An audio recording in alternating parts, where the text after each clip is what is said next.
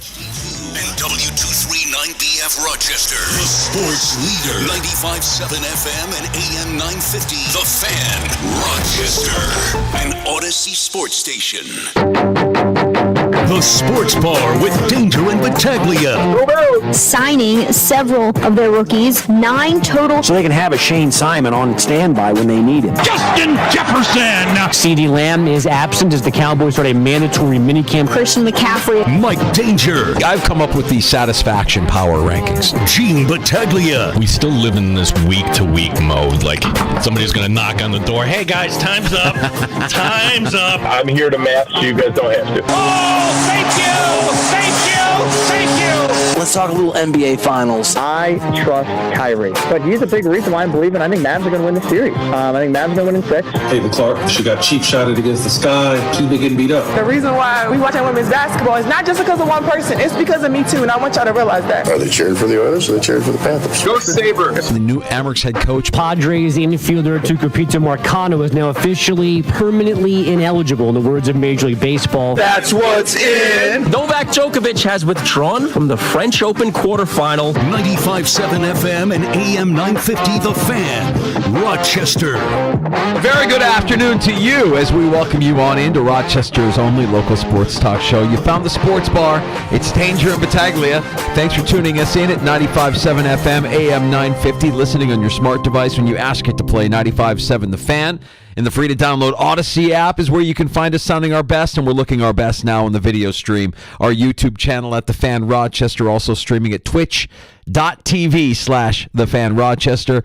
Gino, I was thinking about you last night, buddy. Last night, my daughter, we celebrated her 15th birthday, and Lexi is opening up her gifts, and she's eating her cake, and we had a nice dinner, and everybody goes to bed, and I flip over, and I'm looking, and I'm like, oh no, are they going to do it again? Are the Mets going to blow another lead in the 8th or 9th inning? What is going on with this team? Well, this would have been not against the Washington Nationals. I would say against the Rochester Red Wings because Joey Meneses is up at the plate. He's got tying runs on, long fly ball. I'm like, oh no, no, it's caught, sacrifice fly, and then just called up from the Wings. Drew Millis comes up.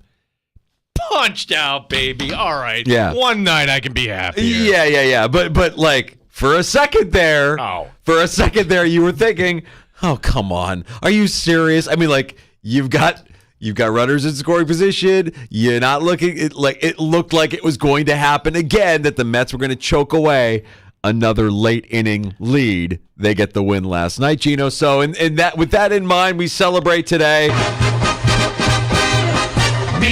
Congratulations on getting the W against the Rochester Red Wings. This would have had to been updated, Danger, because this was the same exact scenario from Sunday. Yeah. Absolutely. You have that right there, right? This year that they led after 8 innings. That is an enormous number. Trying not to make it 6. That's driven to center field. Back goes Bader, going back near the wall. It's out of here. Immediately make it 6. Immediately. Yeah. I'm thinking last night, oh my gosh, let's not make it 7. And they didn't make it 7. It was close, man. It was close. I'm sure Mets fans are still paying attention. That one was a little like, okay. A win is a win, I guess. We've got a great show lined up for you this afternoon. We had a little friendly wager yesterday wondering whether or not the Amerks would announce their new head coach before Lance Lysowski. I don't know. We haven't heard anything today, right? No, I think my contact Warren over the Amerks probably sick of me reaching out every day like, hey, what do you got? What do you got? What do you got? Let me know. But who knows? It's coming quickly. We reported that yesterday that they've zeroed in on the finalists here. So we'll talk to Lance Lysowski, and he's hearing some names. So he's at the forefront of the reporting here. Lance Lysowski talking about the Amerks coach, and we can also talk about those ex-Buffalo Sabres that are in the Stanley Cup final. Danger, what, 6 of them total between the two teams? We'll talk to Lance coming up here at 4:25, and Jason Carmano's offering up his timeline for the Amerks head coach. Yeah, I think we go in thinking probably, prior to the draft is the right timeline. Probably having somebody in place, before we're in Vegas for the draft before things like development camp happen. Ideally, that's a general time frame that we'd like to stick to. Jason Karmanos earlier this offseason basically saying, hey, this is what we're looking for after they made the move to elevate Seth Appert. So the timeline is approaching. The deadline is approaching quickly if they're following that timeline, and we should hear soon. Yeah, a lot of people were trying to connect dots, thinking, wow, that kind of little nugget they gave us yesterday that they've got their finalists, it coincides with Michael Pekka and the New York Rangers getting knocked out, but I can't report. I cannot connect those dots for you. I'm sorry. Matt Perino will join us here later in this hour, maybe like 20 minutes or so. Bills OTAs continue. Perino covering the Bills for the Syracuse Post-Standard. Yeah, as he's out there today, and this is the last week of OTAs. Then we get to the mandatory week that's coming up next week, which really is only 2 days because they never do the third day, Danger, and I don't expect that to change this year. So we'll talk to Matt here as things are kind of winding down in the spring, believe it or not. Von Miller speaking today. We'll get Matt's thoughts on what Von Miller had to say because he is one of those players I think the Bills fans should not count on. But what if? Are we allowed to wonder the what if here? Von is still here for a reason. If you were able to move on from Steph Diggs, Brandon Beane did not bite the bullet with Von Miller. So we'll talk to Matt about those, what he heard from Von today and some other things Bills related coming up here shortly. We'll also break apart some of this audio that we heard today. I mean, defense kind of took center stage, and defensive coordinator Bobby Babich that spent some time with the media. And it's a storyline that we spent a lot of time talking about earlier in the offseason, and I think it's kind of faded into the kind of background noise as we try to decipher who's going to be in the wide receiver room post-Diggs trade. But Bobby Babich today giving us some color on his responsibilities and whether or not he'd be play calling on the defensive side of the ball for the Bills this season. It's funny. So I have a different perspective on this, and whether it's play calling or something new, just in general in this job, right? Just in general in this job. Someone walked by me the other day, someone in the building, like, hey, you're ready for this. And this is my perspective. You're never ready until you do it. So to answer your question, I've prepared myself for, I think I've been in this league 12 or 13 years. You're constantly trying to prepare yourself for when you get into this position. But until you actually do something, you are never ready. So I don't have the ego to sit up here and say, I'm ready, this, that, and the other. I'm vulnerable enough to say that I'm as prepared as I can possibly be, and I'm going to continue to learn every day, every part of this process. I'm going to continue to learn. I'm going to make mistakes at whatever that is that this job entails. It's going to happen, just like players make mistakes. And like anybody new at a position makes mistakes. That's going to happen. But I'm as prepared as I can possibly be. I've got a great mentor upstairs who I've been with for a multitude of years, who I can lean on.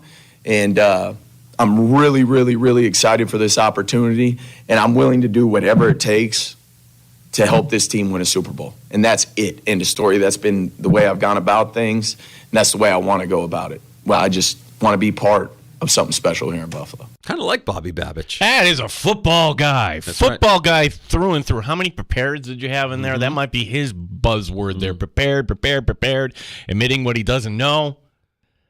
Look, I like the energy. You got to love the energy. But will he be bringing that energy come October, though? Yeah. It is also serving as a reminder that going into this season, the Bills have new coordinators on both sides of the ball. Official coordinator. I mean, Brady had his time as the interim offensive coordinator last year, but two new coordinators on either side of the ball. If it was any team other than the Bills, a team carrying as much dead cap space as they're carrying, along with two coordinators on either side of the ball, we wouldn't be projecting that team as the favorite to win their division. No, not at all. Like, if it's not for Josh Allen, we're talking about the Buffalo Bills perhaps picking the top 10 in the 2025 draft. I'm not kidding you. Back to the coordinators, though. And the positive here, Danger, is like not only they're not from the outside, okay, they're in the building, they're familiar with the personnel. The one guy got already a head start here last year. All right, Brady coming in, Chris Trapasso putting out there today the rhetorical question, like, what will this offense look like under Joe Brady? And I know today was the defensive day, but since you brought it up, in answering his own rhetorical question was, we already saw it. You already saw it. You saw it kind of last year as to how the ball was being distributed, how the run game, and maybe that was just Dallas being weak and let's kind of go at it. But it was a different offense that provided results down the stretch. So will we see anything radically different? Probably not. As far as the defense, will we see anything radically different? Well, it's still Sean McDermott's defense. Correct. Right. Probably not. Yeah. Babich also spent some time talking about the aforementioned Von Miller. There was flashes of some Von Miller there at the end of the year, and Von's working hard to get back. Von's a terrific person, and the expectation is that minute by minute we're just continuing to get better and continuing to hone back in on the skills and to train the skills that are needed for him to impact the game like we need him to. Yeah, it doesn't. The McDermott lie detector test has been passed on to Bobby Babich. Well, they warranted it, right? Yeah. Did we see flashes last year? At the end of last year, what was the flash? Maybe one pressure. Maybe one pressure. Maybe one where it's like, oh, Von actually affected a play. Congratulations. Yeah, no, I kind of remember the final play of the Cincinnati game, like, oh, we're going to run right at him. Great, first down. The other question mark on the defensive side of the ball, and it's certainly something that we've spent plenty of time talking about, what is Bobby Babich feeling about corner Kaiir Elam? Kaiir, literally the same way I go about my business. The only thing we've asked him is to go rep by rep, drill by drill, minute by minute. Clean slate for Kaiir, working extremely hard. Like all our players, there's a lot of moments of growth, and there's moments of adversity in what you're doing or scheme execution where you got to get better at certain things. And that's everybody on our defense, but he's working extremely hard. I think his mindset is where it needs to be. And, Coach Adai, Coach Dana, they're doing a great job with him honing in on the little things where we know he needs to improve. Literally minute by minute, drill by drill. We're not trying to go big scope. We're trying to focus in on certain things. There you go. Bobby Babich talking about Kaiir Elam, who's looking the Kaiir Elam redemption tour this season. I know a lot of people like there's great energy. I'm just hearing platitudes. Like, honestly, Kaiir, not going to tell you anything specific, right. Though. Isn't that what coaches do when they have their time with the media? They're not really going to tell you anything. They're just going to shower positivity upon you. Everything is great. Well, that's usually the kiss of death, I've kind of learned. Like, we're really showering players here. Like, look out, or you're going way out of your way. And Kaiir Elam is one of those players we're all going to be paying attention to at camp, because is this just a player? And sometimes this happens in the league where, hey, you were battling whatever it was and it's going to take 3 years. That's the best case scenario. Or, all right, everybody just kind of take a deep breath and we're going to go for it. And you realize nothing was really changed, that this player was overdrafted.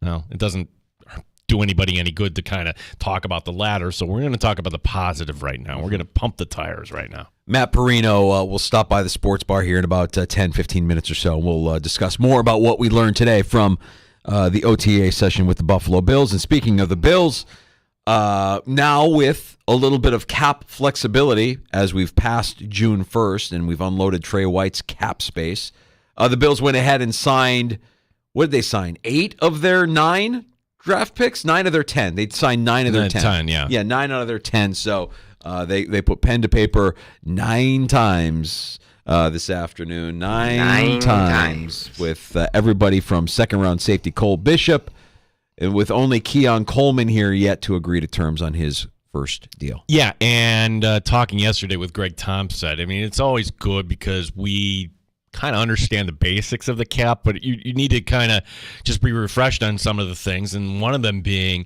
hey, it's not the 90-man roster you have to worry about, it's the top 51. Right. And right now, who of these players would actually fall into the top 51? Right now, You're thinking maybe it's only Coleman and Bishop, the 2 second-rounders, and moving down just a little bit. You're trading off that 5th year, but you're giving up a little. You're gaining a little cap space in the short term by moving out of the first round for Keon Coleman. So the idea that the Bills could, if they wanted to, make one more move, but I don't know what that move would be, Danger. And honestly, the more I think about this, you're thin at corner, you're thin at wide receiver, as we know, and you're certainly thin on the defensive line, but what if you even got thinner? Well, that's, I think, when you would break the glass there. I think they're done at wide receiver, which pains me to say, but I don't know that I see them making another move at wide receiver with who they have in camp. They have a belief that, guys like the Chase Claypool or Andy Isabella or KJ Hamler could contribute to the success of this team. That's fine. We just haven't seen it with our own eyes in recent years with any of the teams that they've been a part of. It's still defensive line and corner for me. I mean, if they're going to make a move, I think it's one of those two positions. And just knowing how important they are to Sean McDermott's defense, I struggle to believe that they're complacent in their pass rush right now, that they feel like, oh, well, we've got Von Miller and Greg Rousseau and A.J. Epineza, and we're good. Like that's not ideal. I think we can probably find a free agent out there. We'll continue to monitor that as the Bills now, with a little bit of cap space, getting down to business and signing the majority of their draft class today, with only Keon Coleman yet to sign his first deal. You can reach us on X, our handle, The Fan Rochester, as one of our top contributors, Peter, writing in. Lots of minute-by-minute with Bobby Babich. I'd love to see his day plan. Oh, man. I had a boss for years, and all he would preach was minute-by-minute excellence. Minute-by-minute, minute-by-minute. I mean, he heard it so much that I almost have a little PTSD hearing minute by minute come out of the mouth of Bobby Babich. Was that the same boss who said, I work half days? I work 7 to 7. No, different boss. I don't think so. Right. No, but I just know that that is coach speak. That is a coach thing. Like, oh yeah, we're getting better minute by minute. Every minute counts. We're minute by minute excellence. That's all we're about. I'm gonna tell you what isn't minute by minute. If you're watching, this is really bugging me. You ever put I have this wardrobe malfunction. I put a hole in my Well, we don't need to see a wardrobe malfunction, Gene. No, it's not anything. Oh, that. What happened there? You break I have no idea. What's going on over there, Hulk? How you doing, David Banner? What are you breaking through your shirt? Yeah. What's happening over there? It's embarrassing because I'm seeing clients today and everything and come back to the office and I'm like, wait a second, there's a huge hole in my elbow. Like, does this ever happen? You wearing a dress shirt and you're I've never had that happen. Yeah. But I probably don't wear dress shirts the way you wear dress shirts. You wear dress shirts frequently. So. I am not that guy. I purposely don't want to do what you do because I don't want to be the guy that has to wear a collar. I'm wearing a collar today, but I try to avoid wearing the dress shirt. Yeah, like wearing the collar. Is that because the new intern started today and you want to look managerial? Is that? Yeah, we have our team days here, Tuesdays and Thursdays. I got to be presentable, and the other days I'll come in wearing flip flops. I don't care. But yeah, the days where we're in meetings or you have, I make sure I put on a collar. So. Is it a moth problem, Gino? What do we have going on at the Battaglia household? I don't know. Or is that just a wear and tear? Wear and tear. It's like my favorite shirt. It's gone. Yeah. So you can't I don't think you would care. But you can't even bring that into Goodwill. Like they're looking at it and be like, get that out of here. That's trash bound, buddy. Yep, going right in. Throw it away. Useless. Also got a little update from another one of our regulars on X earlier today. It was a retweet of Dan Fates from our buddy Dan, who Dan Fates earlier tweeting out that Chase Claypool continues to make plays at OTAs. Another deep ball for Mitch Trubisky today. Dan pointing out that, an hour before the show started, I was reading that and cringing. Dan, I'm actually encouraged that Chase Claypool hasn't quit on his team while he's catching long passes from Mitch Trubisky during OTAs. I think that's a step in the right direction. So I'm not really cringing, just kind of encouraged. That's exciting news. I guess people have kind of learned that I'm not big on the Chase Claypool signing by the Buffalo Bills. Did I not make that clear? Yeah, we haven't even done the rankings yet entering camp, right? Like, he would really have to ball out. I'm not going to say anything because, as much disdain as I have for the player, he could very well end up on this roster given what they have in that room right now. It wouldn't shock me. He'd have to implode himself. He would have to go chase Claypool. He'd have to quit. Maybe he will. We'll see. I'm not enthusiastic about that guy being on the team. Well, when we get to camp, and we can't exactly say, hey, they're practicing with the threes, but you get an idea, where players are lining up. Matt Perino of the Syracuse Post-Standard, confirm or deny Chase Claypool having himself a nice offseason? We'll get into that and more next as we get a recap of today's session. OTAs for the Buffalo Bills continue. Matt Perino stopping by the sports bar next. You can join us anytime this afternoon at 866-4FAN, 585-866-4326.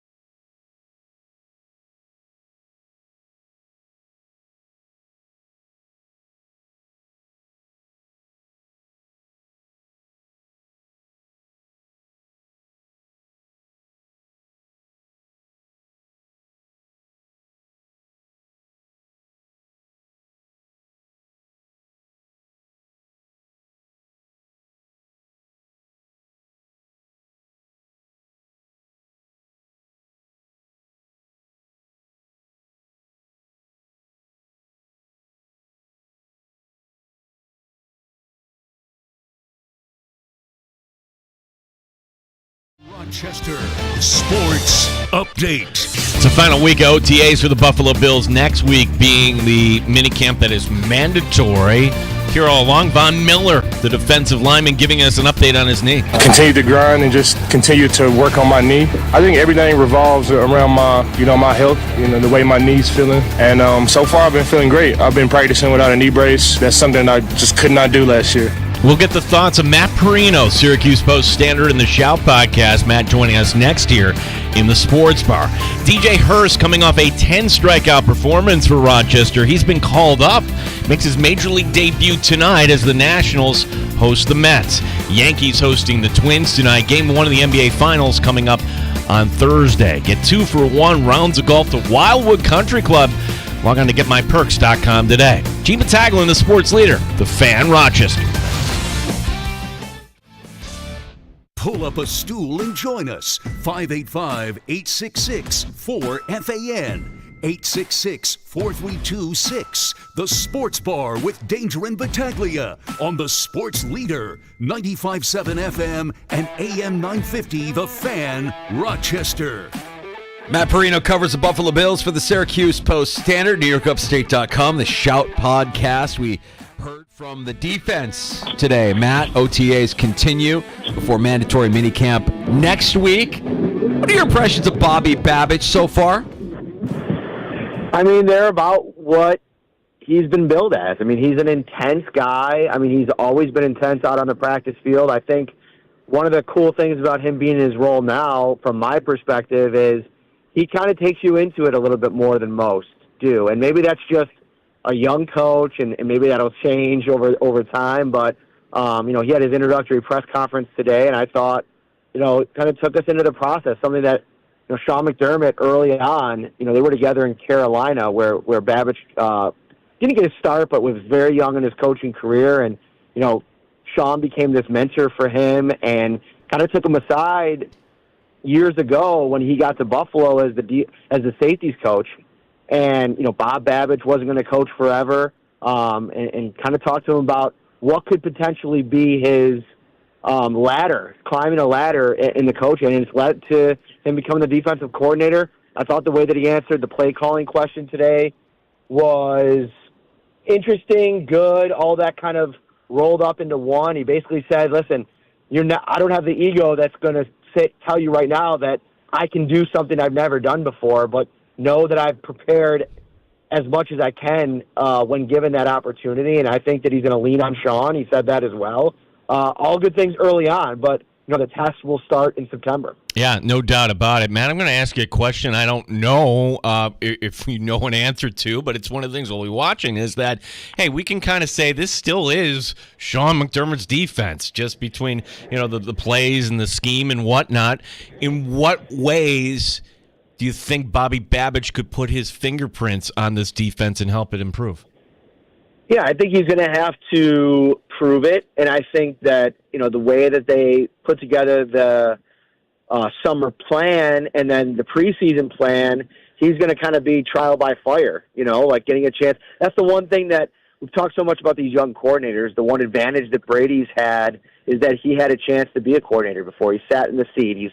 He's called plays. So I think the cool thing for Babich is that he brings this energy. They talk so much about that piece of it, that, Sean is so spread thin in terms of what he has to do on a day-to-day basis. Like, you need somebody that can focus solely on the defense and bring that on the practice field, in film room, all those kinds of things. So that's the part of it, the details, right? Like, being able to be in the meetings last year when Sean was the defensive coordinator, like, he was pulled in a lot of different direction, and Eric Washington had to fill in at times. John Butler had to fill in at times. This is, eventually going to be Bobby Babich's defense. So I think it's about building that rapport with his players, and that's one thing that he's done such a good job at.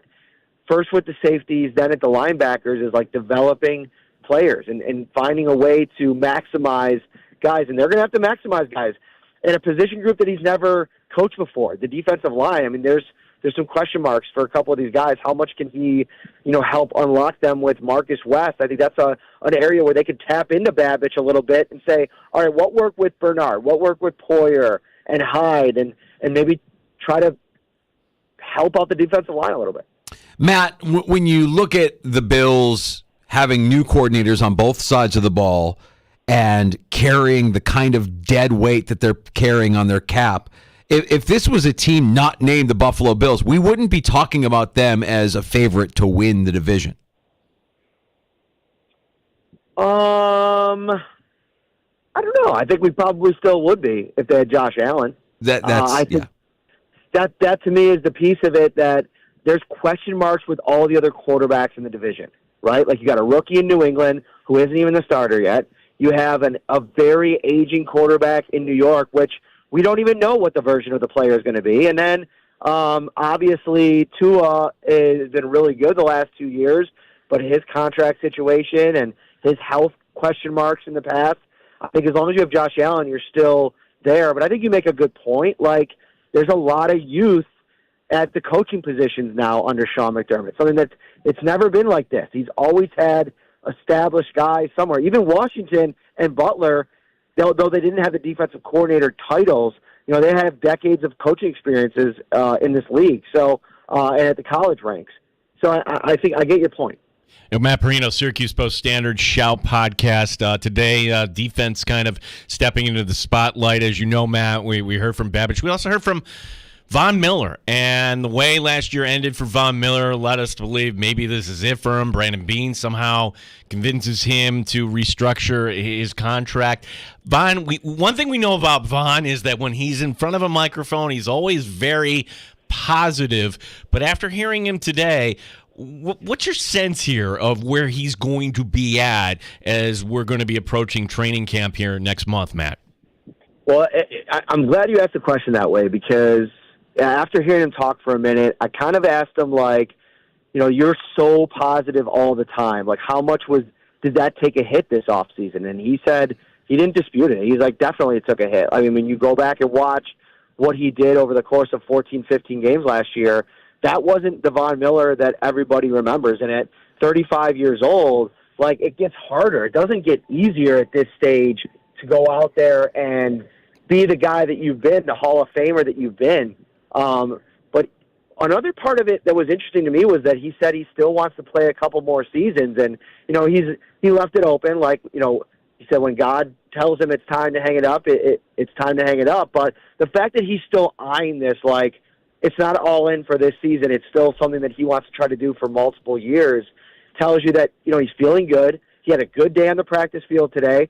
Positive sign, like he was able to get a couple of what would have been sacks in a real game environment. Now, he was caveat here. He was working against Lyle Collins, who has looked tough. I mean, it's looked bad for him here without pads on. And we'll reserve judgment for training camp. But, building blocks for a guy that didn't have a lot last year. And he said he felt good at the end of the year last year, thought he had his 3 best games down the stretch in the playoffs. But still a huge question mark. And I don't think the Bills, that's why I don't think that at any point here they're going to be done at the position, because there's just beyond Greg Rousseau and A.J. Epinesa to a degree, there's a lot of unknowns. Dwayne Smoot's coming off of his own injury issue with the Achilles back in 2022. Yeah, Matt, I want to focus on that defensive line, because you look at guys like Oliver, you mentioned Rousseau, A.J. Epinesa. I mean, Oliver and Epinesa are coming off their best years as pros, and yet I can't help but think, I think we want a little bit more out of these guys, out of Greg Rousseau, out of Ed Oliver. Talk a little bit about what they're saying when they have the chance to talk to you guys. Yeah, I've not talked to AJ since he signed the deal, but he knows what's at stake here over the next 2 years. And the fact that, with Leonard Floyd leaving and those snaps leaving, there's a huge opportunity for him to take a role that he's never had here. I mean, if you go back over the course of his career, I think he hasn't even touched 40% of the snaps yet in his career. So there's a huge opportunity there. I mentioned it when they brought back Daquan Jones. They went veterans behind Jones and Oliver. They're going to be able to play a little bit more of a true rotation, which I think helps Oliver. He played too much last year. Like, you want to save his best ball for the playoffs, not waste it in October and November when you're asking the guy to play 85% of the snaps and he's never done it before, and that hasn't been your model. Like, that's That's never been what you've tried and asked him to do. He's an undersized guy. He's fighting double teams at times, which is going to take a lot out of Chris Jones of the world, but definitely of the Ed Olivers of the world. So the defensive line is going to be interesting to watch beyond those two guys in the middle, Daquan Jones and Ed Oliver. They have some veterans there. They're spinning their wheels a little bit with this Gable Steveson signing. Interesting enough, his locker's next to Von Miller's. And Von said after he got to the facility yesterday, he introduced himself, and they kind of scrapped off a little bit, like kind of tussled with him, grappled with him a little bit. I don't think Von Miller's going to be doing a lot more grappling with Gable Steveson the rest of the way. He said you felt his power. But out on the practice field today, he looks so raw. Like, this isn't something where I think any Bills fan should expect this guy to have an impact in 2023, maybe even 2024. This could be the Christian Wade plan where you got to start from the ground up and teach the guy football. It could be a long ways off for him. Yeah, I mean, Matt, when this came across on Friday, I told Danger the story when I saw it. I mean, it would be like we were writing a headline from The Onion. Team coached by Sean McDermott signs Olympic champion wrestler who has never played football and never has put on a pair of cleats. I mean, honestly, do we have any idea? Because Christian Wade, he got hurt, and that was the last we kind of heard of him. But like, I'm just wondering, like, how long would it actually take someone to learn the game of football, much less be effective at the game of football? That's the thing. Like, I don't know. This feels to me like the more you hear people talk about it, like Oliver was talking a little bit about it today,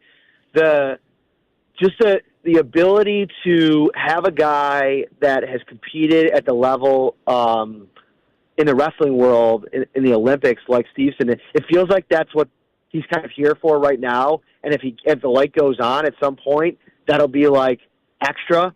But I mean, like, they're going to have to spend time just like the technique part of the game, like the thousands and thousands of reps that a lot of these guys have from their peewee days all the way through high school and college football. Like, you can't replace those. Like, I know he's a special athlete, but just knowing what to do on the field when certain things happen at this level, to start your training at this level is crazy. And I know Brock Lesnar had a cup of coffee with the Vikings over a decade ago, and made a couple plays here.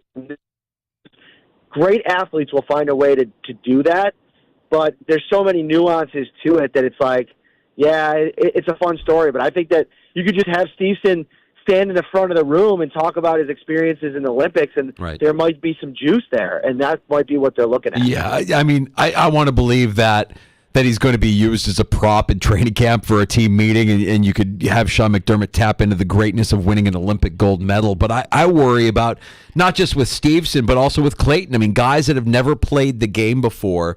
It's not even the roster spot that bothers me. It's the time devoted to the roster spot. When you have to teach Gable Steveson how to play football, that's calories you could be burning on getting more out of A.J. Epineza or Ed Oliver. Or am I overthinking it a little bit, Matt? No, that's a good way to look at it too. Like, there's pros and cons to every direction that you take. Like, I even think you could take that, spin it over to the John Perry on and say, all right, do you get yourself so high and deep into the weeds that you start overthinking things, and in the moment do you make a call and say, oh, I think this, I think that, and you got to get a call out there and you got to rush it in, and you're spending so much time in that part of the process. There's cons to everything, and I think the cool thing for guys like Steveson and Clayton is, like, the NFL coaching staff, it's so deep, right? Like, there's position coaches and assistant coaches and, coaches that are on the staff but don't even have a position. They're just on one side of the ball. Like, they're going to get coaching at every level. And I don't think that you're going to see Marcus West with his sleeves rolled up working with Steveson on the regular. I think this is going to be something tasked to some of the developmental coaches. And at times when it calls for it, like, McDermott spending 20 minutes after practice today with his sleeves rolled up, working with not just him, but like Solomon and Klein and some of these other developmental players, Dwayne Carter, which those are valuable moments too for those guys to get one-on-one time with Sean too, that it just doesn't have to be Stevenson getting special treatment. Yeah, Matt Perino, Syracuse Post-Standard, Shout podcast. And Matt, this is the last week in OTAs, and last year we remember that was a memorable mini camp with Diggs and what happened there. So refresh our memory. Like next week, what changes other than the fact that you got to be there? Not much. I mean, nothing really changes from what we're going to be having access to. Like, you get to watch the full practice. You get to you get player availability afterwards. You know, guys like Rasul Douglas, who hasn't been here for the entirety of this thing, they'll likely be there next week. I mean, today, no Dawson Knox, no Deion Dawkins, no Nicholas Morrow, a veteran linebacker, Deshaun Williams wasn't there. I noticed that he wasn't there.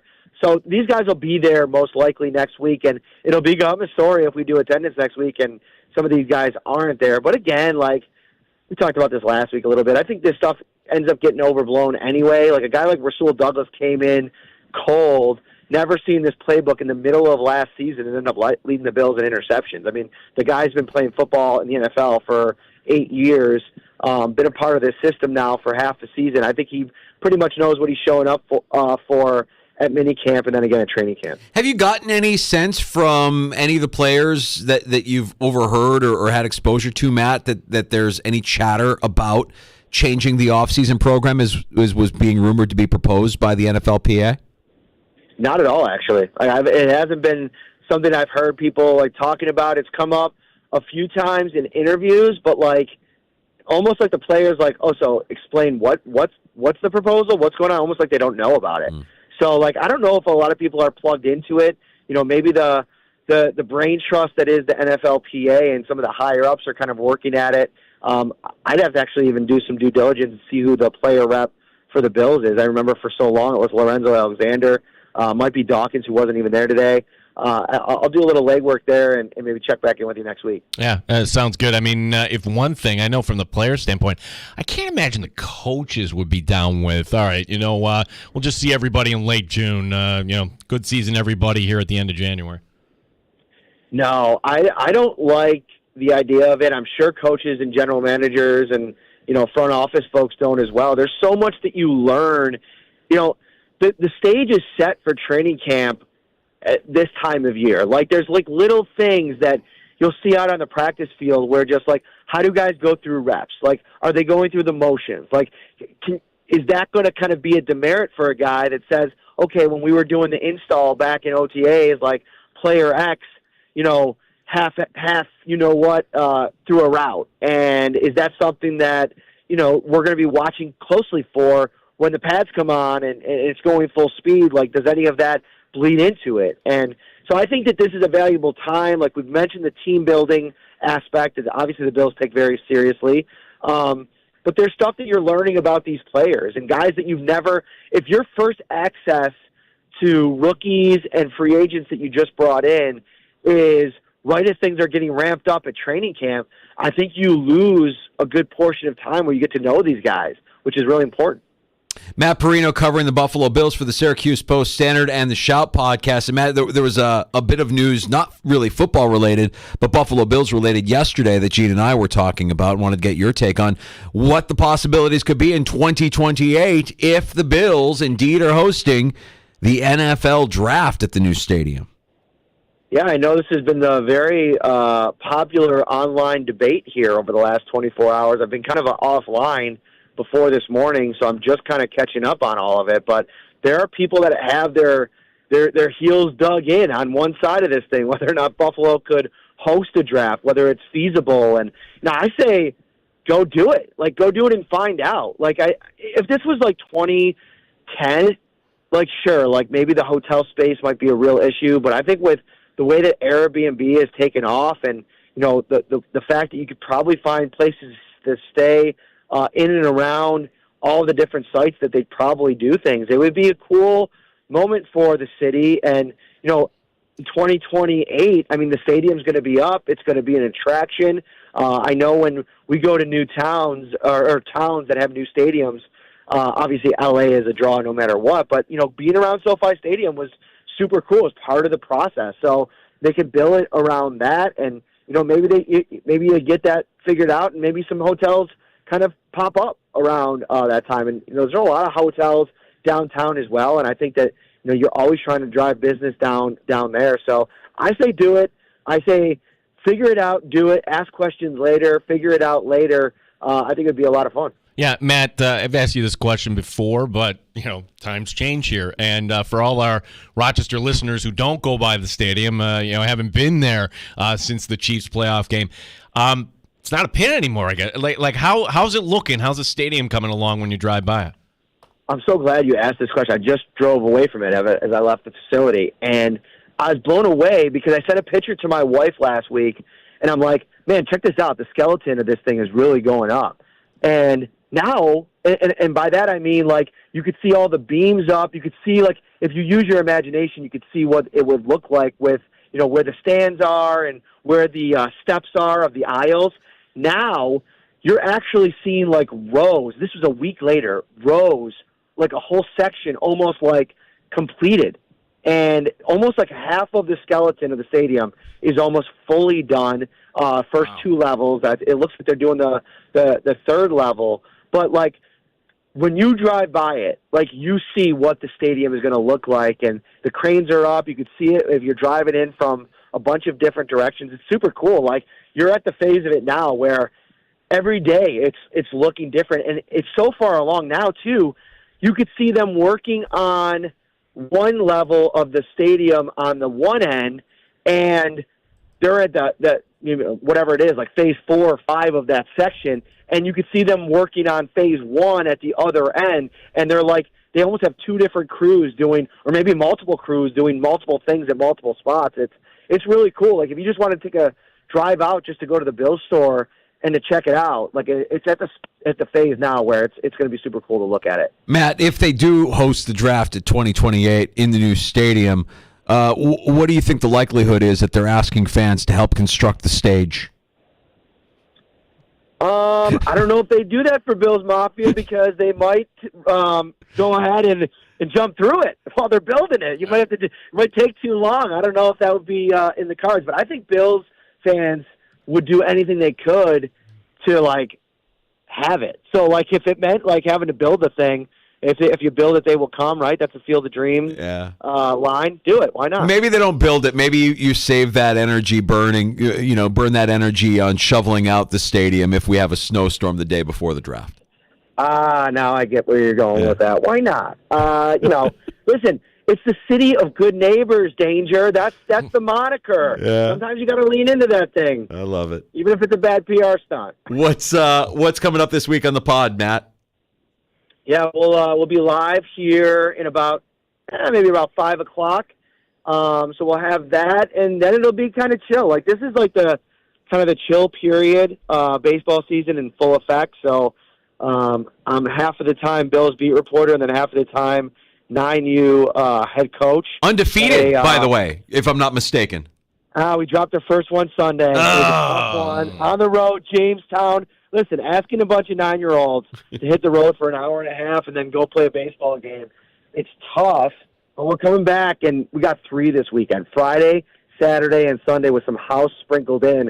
This is going to test the kids because at school, half the team, it's called Fit Story. They're going around town at all these different places, and they're doing like 4 to 5 mile like walks at scenic places, like historic places where they can learn a little bit, do some exercise.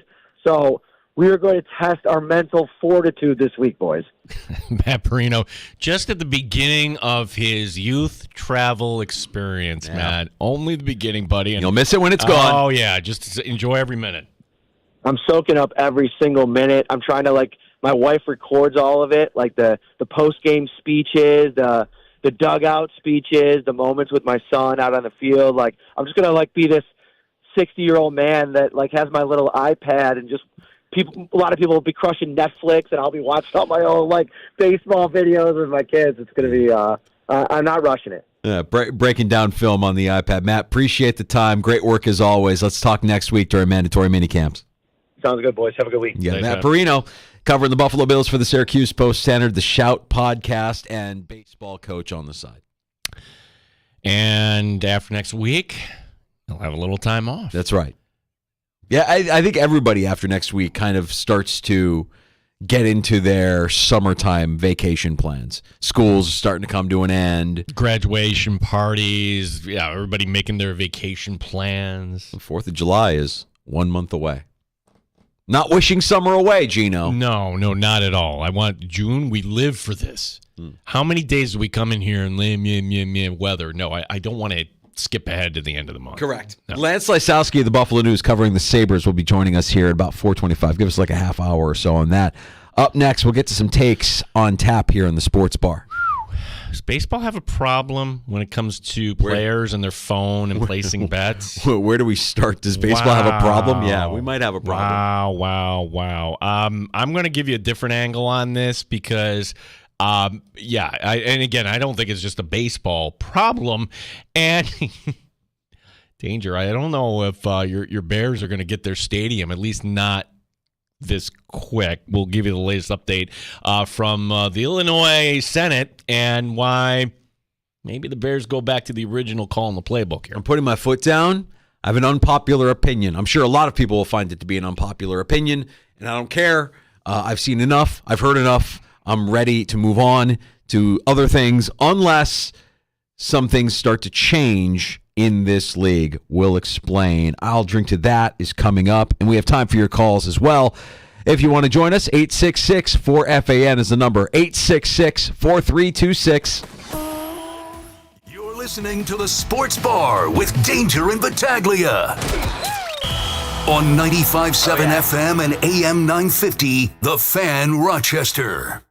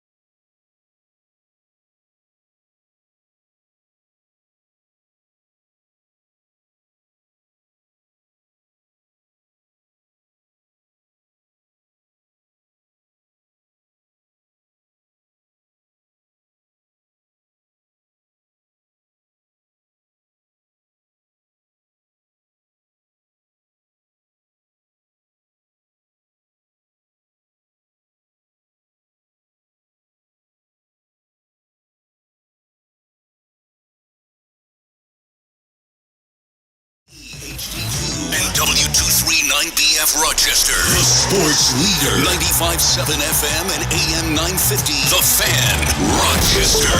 An Odyssey sports station. The Fan, Rochester.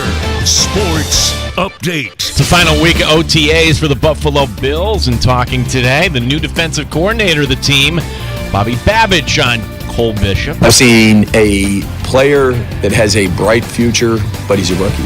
So there's learning, there's growth, and Joe Dana is doing everything he can to get him as up to speed as possible.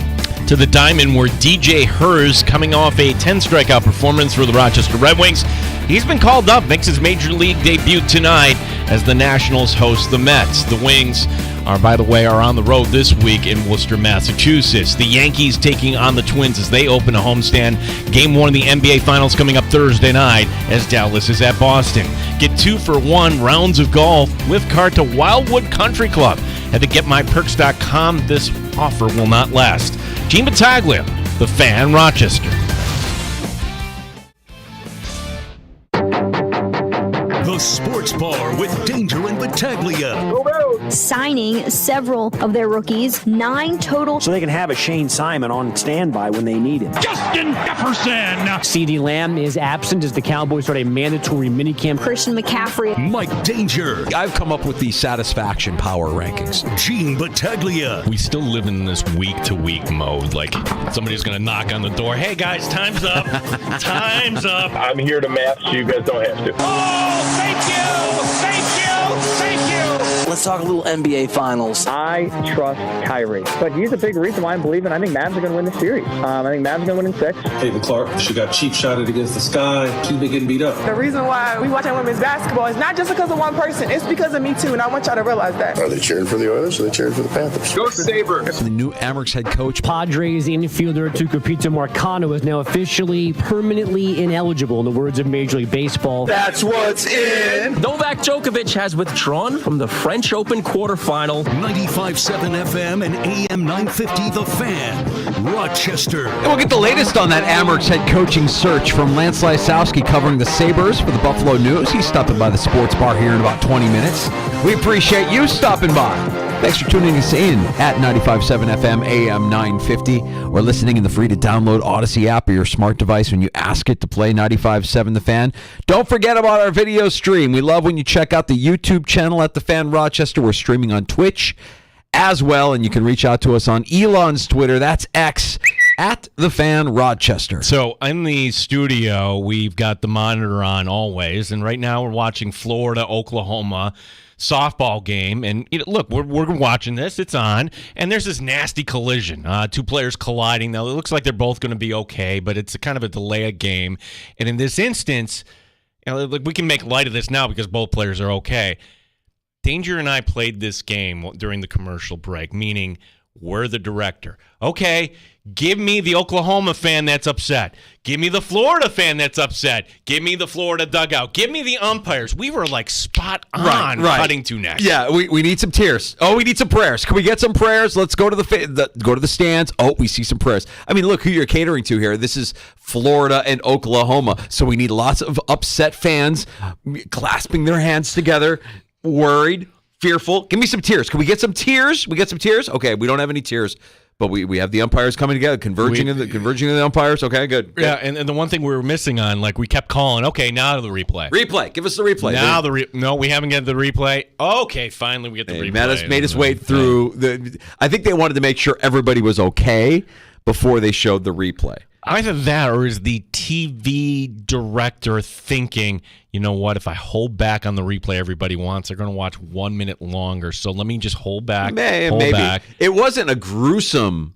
play. It was you've seen more gruesome injuries just casually watching sports than this, but it was kind of funny to me how they did kind of hold off on showing and they ended up having to review the play because it was a play at second base, and they had to review to see if a tag was actually applied in time. Yeah, sometimes they're not showing you the replay for good reason because it might make you nauseous or whatever. This was just it was a contact certainly, and 2 players got nicked up there, but no. Well, we weren't listening to the sound, but Beth Mowins is on the call, and I'm wondering if she wanted to know if what the replay looked like before they had that collision, that nasty collision there at second base. My Beth Mowins. Beth Mowins would what you call like a puker, right? Like kind of like. It just doesn't sound like she's using her natural voice. It feels like she might be emphasizing it just a bit for the broadcast. Remember when Beth was on Monday Night Football, right? It was her first Monday Night Football appearance. Calling play-by-play with Rex Ryan. Right, and we got to throw it down the field to get a sideline report from Sergio Dip.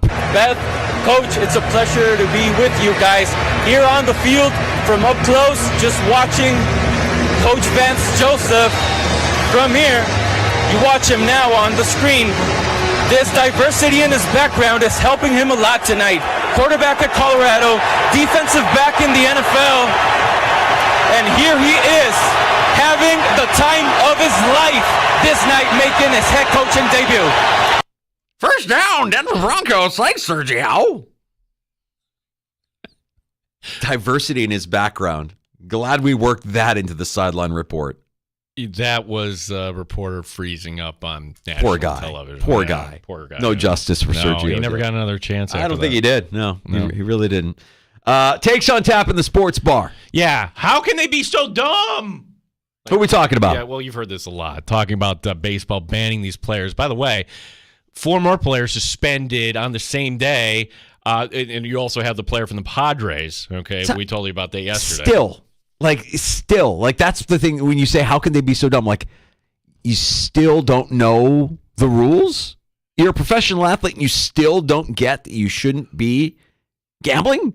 Well, same day where Shohei Ohtani's interpreter pled guilty, and now he's looking at a sentencing up to 33 years in prison. I'm not proclaiming to know exactly, how could I know what happened in each of these stories. They're all probably a little different. But look, I just think this is important to point out. Addictions are actually real. Some people can't have just one drink. Some people can't just place one bet. Maybe the answer is this, Danger. Okay, and I don't know. I'm not here to solve your problems, but maybe we have to talk about this stuff at a younger age. Chances are, when you were in high school, okay, someone towed a wrecked car in and said, "This is what DWI looks like," and kind of scared you a little bit. But I mean, did we actually talk about what led to the DWI and the addiction? No, probably not. By the way, I believe that what you're seeing in baseball right now, I believe it's only the beginning of stories like this in sports. Again, I don't have the answer, but I think talking about these things, that's the first step. Yeah, I think your hereditary has a place in it as well. Like if you have family with an addictive personality in their background. I remember I had a boss who didn't drink, but his compulsion was eating. He couldn't say no and couldn't stop eating. It was eating and soda, and it was huge, and he didn't take care of himself, and he died way too young, partially because he didn't take care of himself. And it wasn't drugs, it wasn't alcohol, addictions can be all different things. Correct. Yeah. And so and I know that he had an alcoholic father, which was part of why he never drank. And I don't think he realized, like, you didn't drink, and that's good, but that addictive gene, the drinking was replaced with food, and in his case, food was deadly. It was too much. A lot of us have dealt with addiction in our families. A lot of us have dealt with addiction personally, specifically with this. And full disclosure, you hear me talk about FanDuel all the time. I use FanDuel. I love FanDuel. You also have the disclaimer at the end. There's a big disclaimer at the end. Do we actually listen to the disclaimer? Or do we? Yeah. The idea that kids, and I use kids as somebody like in their early 20s, let's say, that are just learning what gambling is about and just getting a taste of how easy it is to gamble on your phone. We always used to go to the casinos back in the day and say, you know what? If I go and sit down at the blackjack table and lose $100, I'll lose $100 and it'll be entertaining. It'll be fun. I won't stress about it, because if I lose, it's been like, well, that was worth my time. It was entertaining. And yeah, I lost $100. I never go in with the thought of I'm going to take the casino, because you hear the phrase, the casino house always wins, right? And I feel the same way about sports gambling. I I will do it every day. I do it every day. I have action every day, but I'm never losing an amount that makes me think, oh, now I'm uncomfortable. You'll never, you have to go going in that, and the thing that's sad is you're not, your brain isn't developed when you're in your early 20s, right, to the point where you can say to yourself, I'm comfortable losing this $100. No, that $100 is probably something you need, and you aren't comfortable losing that $100, and $100 could very easily become $500, and next thing you know, you're Shohei Ohtani's interpreter. Yeah, that's why I went back to the the car wreck DWI thing. How many high schools will do that? But where do you draw the line if you're baseball? And hear me out on this, because there's a story from a couple years ago, and he's still playing the game. Tommy Pham, remember the story? Oh, tough guy, yeah. Tommy Pham got punched out by Jock Peterson over an unpaid fantasy football. Yeah. Okay, so where's the line? Because fantasy football, controlled, it's everything, but then go to your fantasy football website, whether that's ESPN, CBS, whatever it is. You'll see something for daily fantasy, which, okay, that's a different step. And chances are you'll see an ad for ESPN Bet or FanDuel or whatever it is. So baseball is saying, no, you can't bet on baseball. I think we all nod our head. Absolutely right. You can't do that. But are they serious about helping the players when, well, you can't bet on that, but you can bet on this? Fantasy football is the gateway, right? Like that is the gateway to, and when you look at the history of legalization, it really started with DFS. Fantasy football was one thing that mutated into daily fantasy. Daily fantasy is gambling. I mean, it is as close to a wager, an over-under prop. It is an over-under prop. And the powers that be were able to convince the politicians that, hey, if we're able to do this, we should be able to do this. It's a game of skill versus a game of chance. Mm-hmm. In fantasy football, and it's considered a game of skill. Mm-hmm. So yeah, it is the gateway, and I think fantasy football will be safe forever. I don't think anybody will crack down and say, you know what, we need to end fantasy football. That's never going to happen. And I don't think daily fantasy is going away either. That's only getting bigger if you're dabbling in the underdog fantasy or the prize picks. I mean, you know, there is a lot of fun to be had, and in some cases a lot of money to be made. But just keep in mind that the house always wins. You can have fun and you can make money, and just, adopt the philosophy of, this is money that I am comfortable losing. And if you're not thinking that way, then I worry about how much money you're actually losing. But we have this story about this Padre middle infielder we never heard of. By the way, he's very bad at betting. They're kind of releasing all that data, too. Oh, no. But then we had the Jonte Porter story. Yeah.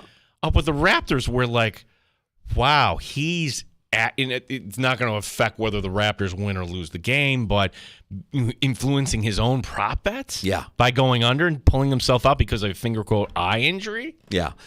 It makes you wonder if that can be true. What else can be true? How prevalent is that in professional sports? And again, I'll just say, house always wins. House always wins. You can have some fun and do it for entertainment purposes. And like I said, I will do it, and some nights I'll win pizza money. Some nights I'll lose pizza money. I'm not doing anything that's going to put myself or my family at risk.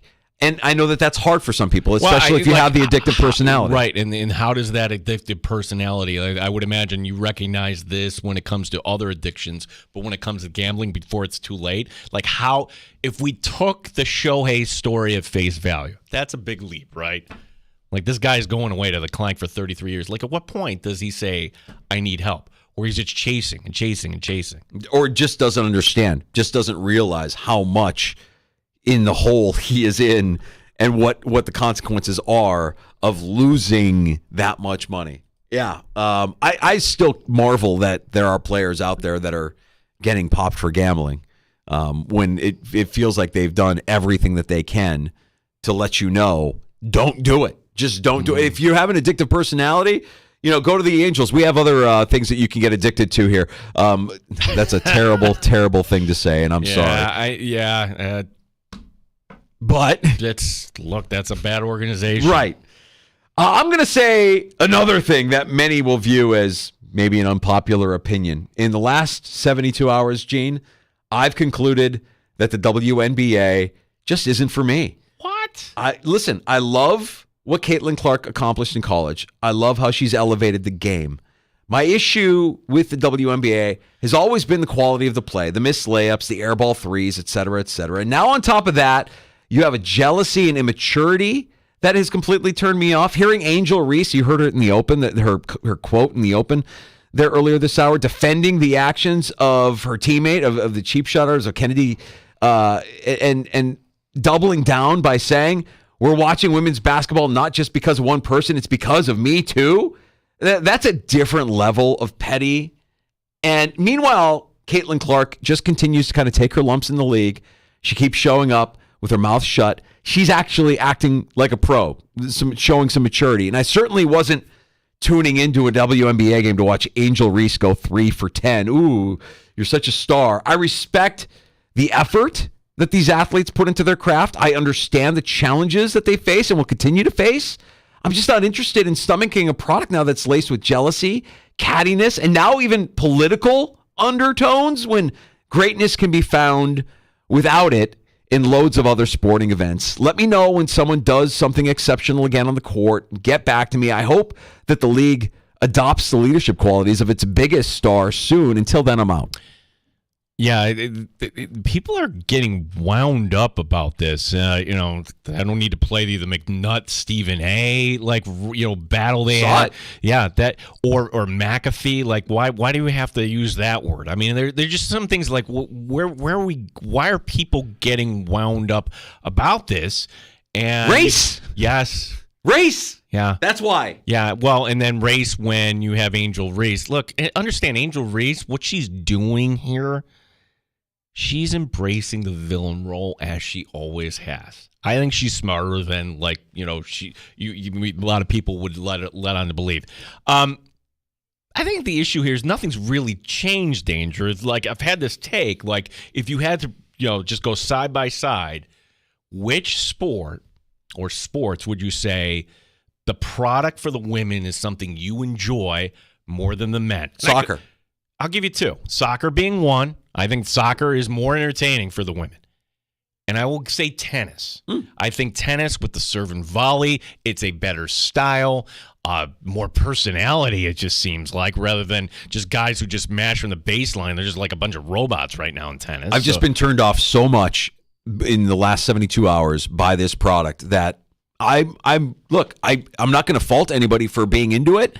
And I can certainly come back to it when something great is happening, but right now it's ugly. I don't want any part of it. Yeah, and then there's writers like Lindsay D'Arcangelo who's waving her finger at people like me saying, hey, we've been here all along. Like, no, so have we. So have we. The reason we didn't talk about the WNBA is this. Understand that our business is like a restaurant, okay? And if you're going to the steakhouse, what do you want? You want steak. You're not getting to serve a salad, okay? The WNBA was something that was kind of an appetizer on the side. Nobody went to there. But now, because of Caitlin Clark, she, in this analogy, is the steak. So don't come back at me and everybody else are saying, hey, you know what? This isn't good. Well, you haven't been here all along. Oh, I didn't know that was the way it worked. All right, well, then fine. Just carry on. I'll be fine. You'll be fine. Yeah. We can talk about other things. When it starts to get political, I'm out. I'll be fine, and let's see how it all shakes out. And you guys can keep me posted. But for now, I'm out. Well, and I'll change one of my takes. I thought, well, the WNBA is serious. They need to play in basketball season. You know why we're talking about the WNBA? Because it's not football season. And also, but I'd also say this too.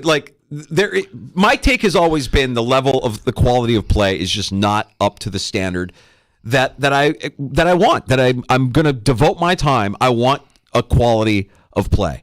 It's the same reason why, and for anybody that wants to, well, it's women's basketball. You don't like women's. I like women's sports. I have no problem with. I'm a football fan, huge football fan. Ask me how much UFL I've consumed this spring. Zero. Zero. I don't care. I'm not watching it because the quality of play is not up to the level that I expect when I'm consuming that product. So it's really not a gender thing. For me, I don't want it to be a race thing. I don't want to view this as a race thing. I see a lot of people viewing it as a race thing. And when I hear that, I'll just step back and let y'all figure it out. When somebody does something great again, when Caitlin Clark is allowed to do something great again, or when she can, rise to the occasion in this new league that she's in and be who we all think she can be, I'll be interested in that. I want to see that. I want to see greatness. I'm giving my time up to watch something. I expect greatness. I want to see it.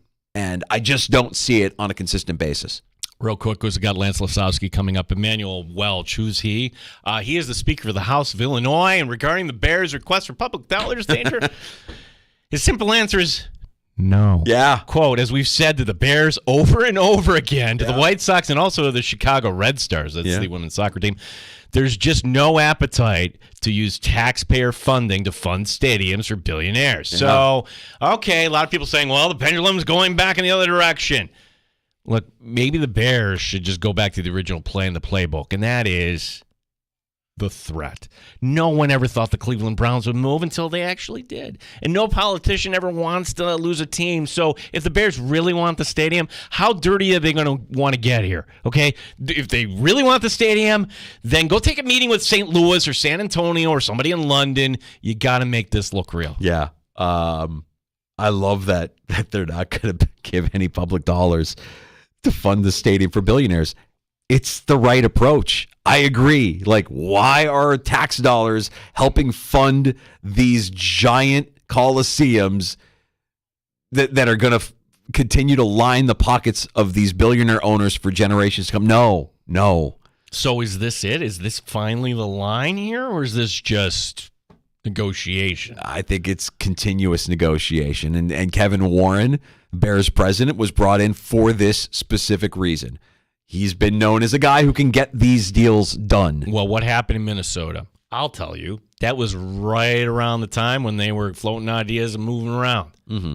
So does Warren now pull that? Because you get, we never move the Bears. What are they doing? Oh, look, in my head, I believe that they will never move the Bears, that the Bears will never leave Chicago. But my question is, will you use the threat? Will you use the threat? Yeah, I think he will. I think Kevin Warren will. Maybe not publicly, because that would create outrage. Oh, maybe that's what you want. Maybe it is public. I don't know what tools he has in his bag of tricks there to get a deal done.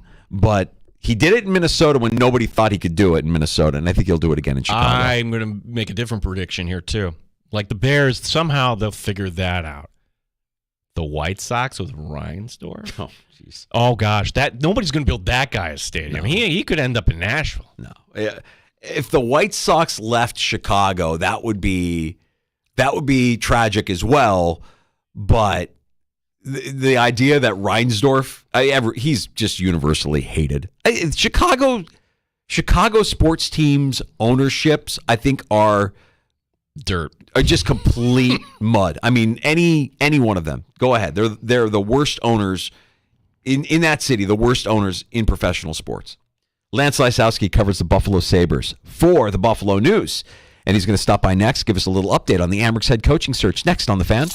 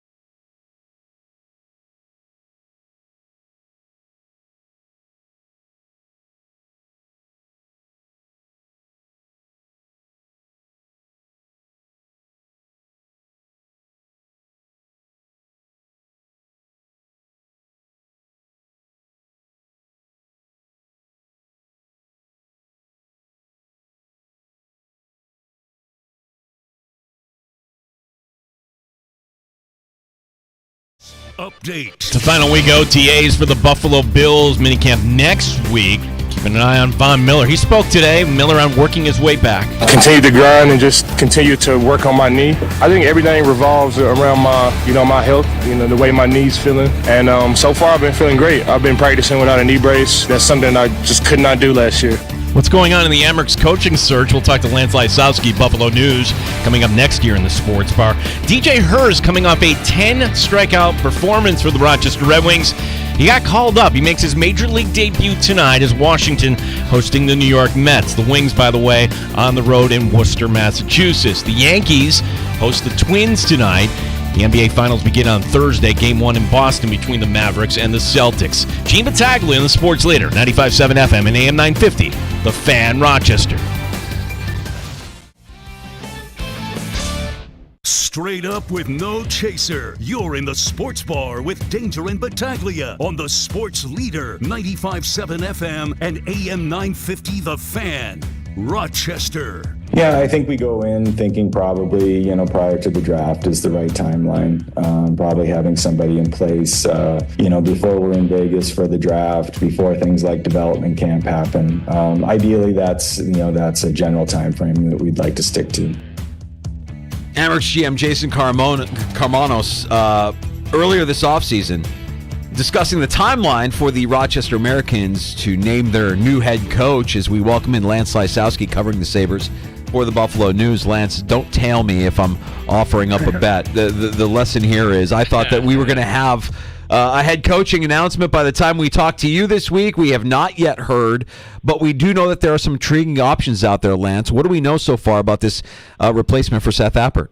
Yeah, no, wishful thinking on your part, I guess. I think it will happen soon. They're down to their finalists, and I don't know the entire group that they're considering right now, but two names to watch here are, first of all, J.D. Forrest, who was at the development program, obviously has a connection to Seth Appert through there, and recently was let go as the head coach of the Wilkes-Barre Scranton Penguins. Did a nice job there, all things considered. Didn't really have many prospects. He developed a couple of guys into NHL players during his time there. The thing that I think the theme with these two candidates, of course, is continuity, people who can continue to run the program that Seth Appert laid out. And the other name to watch here is Mike Leone, who's currently head coach of the Green Bay Gamblers, the United States Hockey League, who was also at the development program. His time there coincided briefly with Seth Appert's.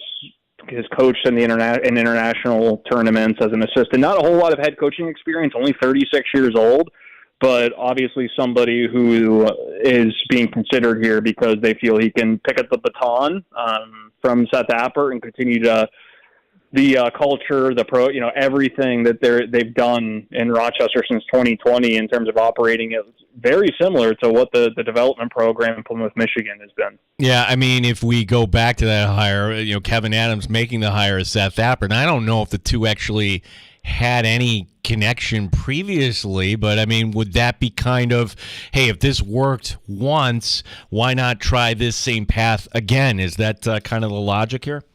Yeah, of course. And you think about the way that the practices that Seth Appert has implemented here, a lot of small area games, a lot of the tools and strategies that not only did he help create, but he picked up from others along the way during his time at the USA Hockey National Team Development Program. So similar philosophically, similar in terms of the way that they think the game, playing fast, competitiveness, how they want to practice. The two candidates, the two names that I mentioned at least, certainly fall into that category there. So, and I think it's important, right? I know I asked Jason Carmanos on that same Zoom call. You guys played a clip of it. Do you want to bring back some, more of these veteran players that are on expiring deals so you have continuity? And I think the continuity is really important to them. To not only on the player front, they're going to try to bring back guys like Murray and so on, but a coach coming in and most likely working with Nathan Page and Vinny Prospel. Those two are going to remain with the organization. I expect them to stay on that staff in Rochester, and those two coaching candidates that I mentioned I think would be happy to work with those two guys. So, Lance, do you get the sense then that Seth is going to put his fingerprint on this hire well? That they've been asking him for advice as they're looking. I mean, it's one thing to say that they've got connections because they all came up through the development program. It's another thing to say, no, this is the program that I've built, and this is the guy that will be best suited to implement what I've continued, to continue what I've done with this program. Yeah, no, sorry to interrupt you, but absolutely. No, he understands, he knows the players there. He knows the personnel, he knows the staff, he knows the culture that they have in place and what sort of coach, what sort of personality, what sort of approach would work best with not only carrying on with what has been built there over the past 4 years, but building on top of that, and progressing it, moving it forward, and bringing in somebody with maybe the same enthusiasm, the same energy, the same, Seth Appert we're not only speaking specifically about the development program here, but he has connections throughout hockey, whether that be pro, college, in junior, at the junior levels. Not only are these people that, he's coached with, but he's coached against, that he's, Seth Appert's very close to John Cooper and others around the game, just because he's, it might seem like Seth Appert was a creation only 4 years ago. He's been coaching for 30 years. This is a guy that, although he's only 49 years old, he's been at this for a long time and knows what he's doing, has picked up relationships along the way, and he's very much a part of not only this organization's plans now, but into the future. They think very highly of Seth Appert, which, of course, is why he was elevated to the NHL staff. Lance Isowski, Buffalo News, covers the Sabres, and right on top of this Amherst story. Lance, if we can kind of compare notes, because one is just speculation by fans. The other one, we actually reported Adam Mayer was a candidate right at the beginning here. Is that still in play? If so, would that be a fit, or would that create another hole in the organization? I don't know if it creates another hole. You have a really good development staff right now. Who knows what that could mean? Like, let's say hypothetically, if Adam Mayer were to take a role in Rochester such as that, you have Matt Ellis, who was already your director of player development. Perhaps he can move into it. There's always a way, right? If you think that Adam Mayer is the best candidate to be the head coach of the Rochester Americans, then you figure out the rest. Right? Like, there's a lot of very smart people developed not only within the organization, but outside of it, to where you can fill that role quite easily with somebody who's, more than qualified. So, we'll see. This is a job, as we talked about when it opened, however many weeks ago at this point, very desirable. If you look at around the American Hockey League and you think about how every organization runs their affiliate and the type of prospects that are coming in, the types of veterans. And this regime, credit to them, Kevin Adams, Jason Kromanos, and Seth Appert as well, have not only built a sustainable pipeline, and I'm throwing the scouting staff in there too, that you're going to have high-end prospects coming through, but there's also a commitment to bring in the right veterans.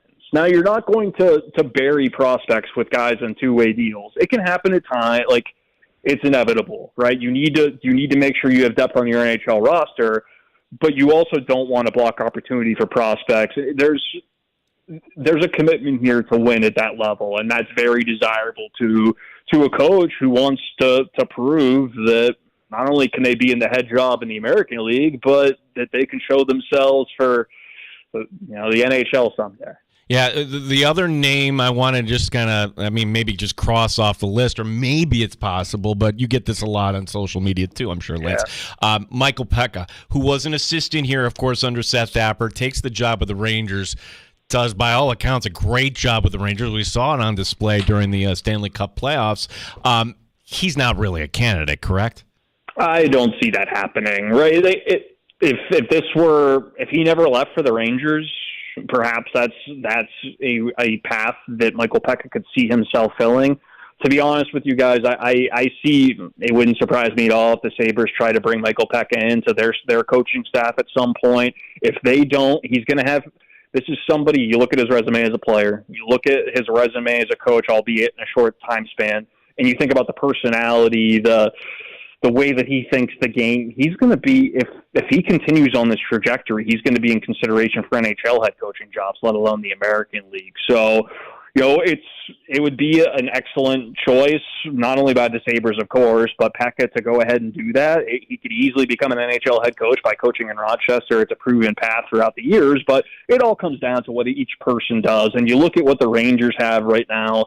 They've got a lot of young, exciting players who Pekka's worked with closely, and some that that's the reason why, not only going there for Peter Laviolette, but it's a team you could win a Stanley Cup with. If they stayed healthy, the Rangers, it's very realistic to think that they'd be in the Cup final now instead of the Panthers. So I see some unfinished business there for Michael Pekka. I don't expect him to jump at Rochester opportunity. It would be perfect for the Sabres, but I don't think it really makes sense at this point for him. Lance, I want to make sure we talk to you about that Cup final here in a couple few, but we've got some other things Amerks related to discuss. One of the things that you've recently written about at the Buffalo News is the season that prospect Matt Savoy had, and how close we came to seeing Matty Savoy playing for the Amerks this year. So talk a little bit about the season that the former first-rounder had, and whether or not we'll see him here in Rochester next fall. You'll see him in Rochester next fall if he doesn't make the Sabres roster. His junior career is over. I think everybody within the Sabres can breathe a sigh of relief that it's finally over. Everybody wanted him in Rochester this year if he wasn't going to be in Buffalo. Matt Savoy wanted to be in Rochester if he wasn't in Buffalo. The rules prevented it. If he were born an hour earlier, he would have been able to spend the regular season in Rochester. Instead, he has to go back for another year of junior. Made the most of it. He wins a WHL title. He averages over 2 points per game in the regular season, makes it to Memorial Cup. I think the positive about this, and it's, you can ask other people, they may look for the negatives, but going through the adversity that he did, whether it's the injury at the beginning of development or at the end of the Prospects Challenge that forced him to miss the entire NHL training camp, some of the bumps and bruises along the way, he suffered an MCL injury. Thankfully for him, it was minor, but at World Juniors that not only prevented him from producing that he's accustomed to, but there was a time he thought it might have ended his season, at first, right? Worst case scenario comes in. He manages to get back on the ice, finishes his season. It was a heck of a year. I mean, he proved that he was among the top 5 players in the WHL, if not top 3. So now it's on to the next step. He's got to gain strength. There's no doubt about that. It is just, you can't.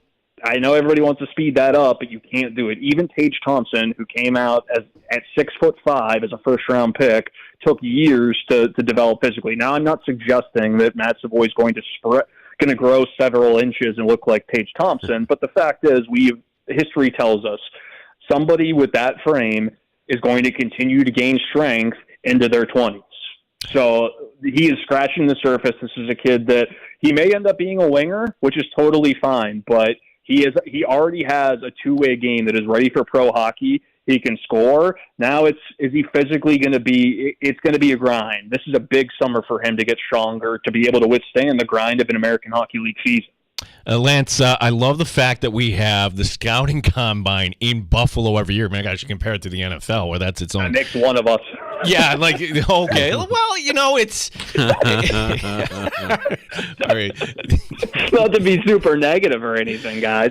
The best part about it, in my opinion, not to cut you off, is the fact that you have all the general managers and agents in one place at one time. So trade talks start, contracts talks start. There's networking portion of it. But when the Sabres are picking 11th, for me, you could put faces to names. You start your research, but it's the way that it is. A lot of it's already, these guys are prepped. These kids are prepped. Their agents are good. Their agencies are good. So you really don't get to really meet these guys or really get to see their personality until further into the process. I guess, when I'm watching this, Joe, and again, I'm an outsider here. As part of this, too, that these kids are actually kids. You realize how difficult is it actually to project what this is going to look like in how many years? Well, the fascinating question that I keep coming to, you look at the Stanley Cup playoffs right now, and you think of the types of players that you need to win in the playoffs, and how challenging that must be to project when they're 18, some of them are even 17 years old. Is this kid, and emphasis on kid, going to be able to develop into the type of player that you can win in the playoffs with? Because not everybody's like that across the league. I mean, Jeff Skinner's never even been in the playoffs, even though he was a high-end pick. So what sort of traits are you looking for? what type of physicality, what does this player look like at 17 or 18 that you think is going to help you win at that next level? So, it's really interesting, especially when you focus in on the Sabres, because look at 3 out of their last 4 first-round draft picks, Savoy, Benson, and Roseanne, aren't exactly the biggest guys on the planet, right? Kulich looked like a man when he arrived at the combine, but those other 3, there's got to be patience. You got to have a strong strength program, and it's going to take a little time for them to be physically mature for the NHL, and it's a really difficult balance, especially when you consider where the Sabres are at right now. Like right now with the 11th pick, do they really want to pick somebody who's 5'10", who it may be 4 or 5 years before there's somebody who can help you win in the playoffs? Like, it's a debate that they're having right now behind closed doors, because this organization's at a different spot now than it certainly was even a year ago. All right, Lance, so you mentioned it. Agents are in town, GMs are in town, there's negotiations happening, and the Sabres have a restricted free agent in UPL who showed up at the end of last season, had his best season as a pro, and gives you a little bit of ease knowing that guy could be a foundational piece for this organization long term. What's it going to cost the Sabres to keep UPL around?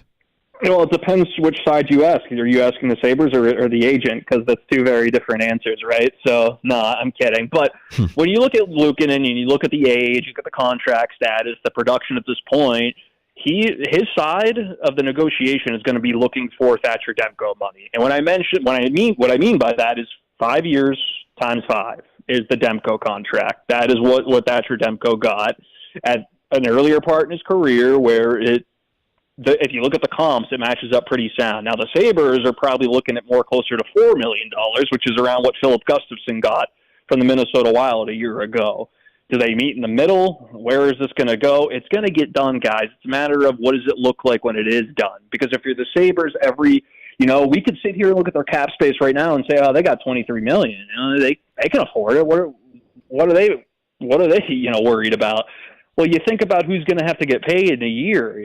JJ Peterka is going to be expensive. If Jack Quinn has the season that he could have, he gets more expensive. The clock's ticking on Zach Benson at some point, or he gets more expensive if he produces. So they got to be wise, not only in the interim, but long term here, because they do want to spend this summer. They do want to add help to their NHL roster, whether that's through trade, which, of course, as we know, is the more likely route, or free agency, right? You need to have some flexibility here to spend on your NHL roster. Devin Levi is going to get paid for a year from now. So this is not going to be a long-term deal. I do not expect that. If you're Luukkonen, you want 5 years. If you're the Sabres, you're probably looking for 3 because you got Levi. So we'll see where it goes. But, there's these talks been going on for almost 2 months now. It's not like they've been putting this off. I have to give Kevin Adams and his people credit.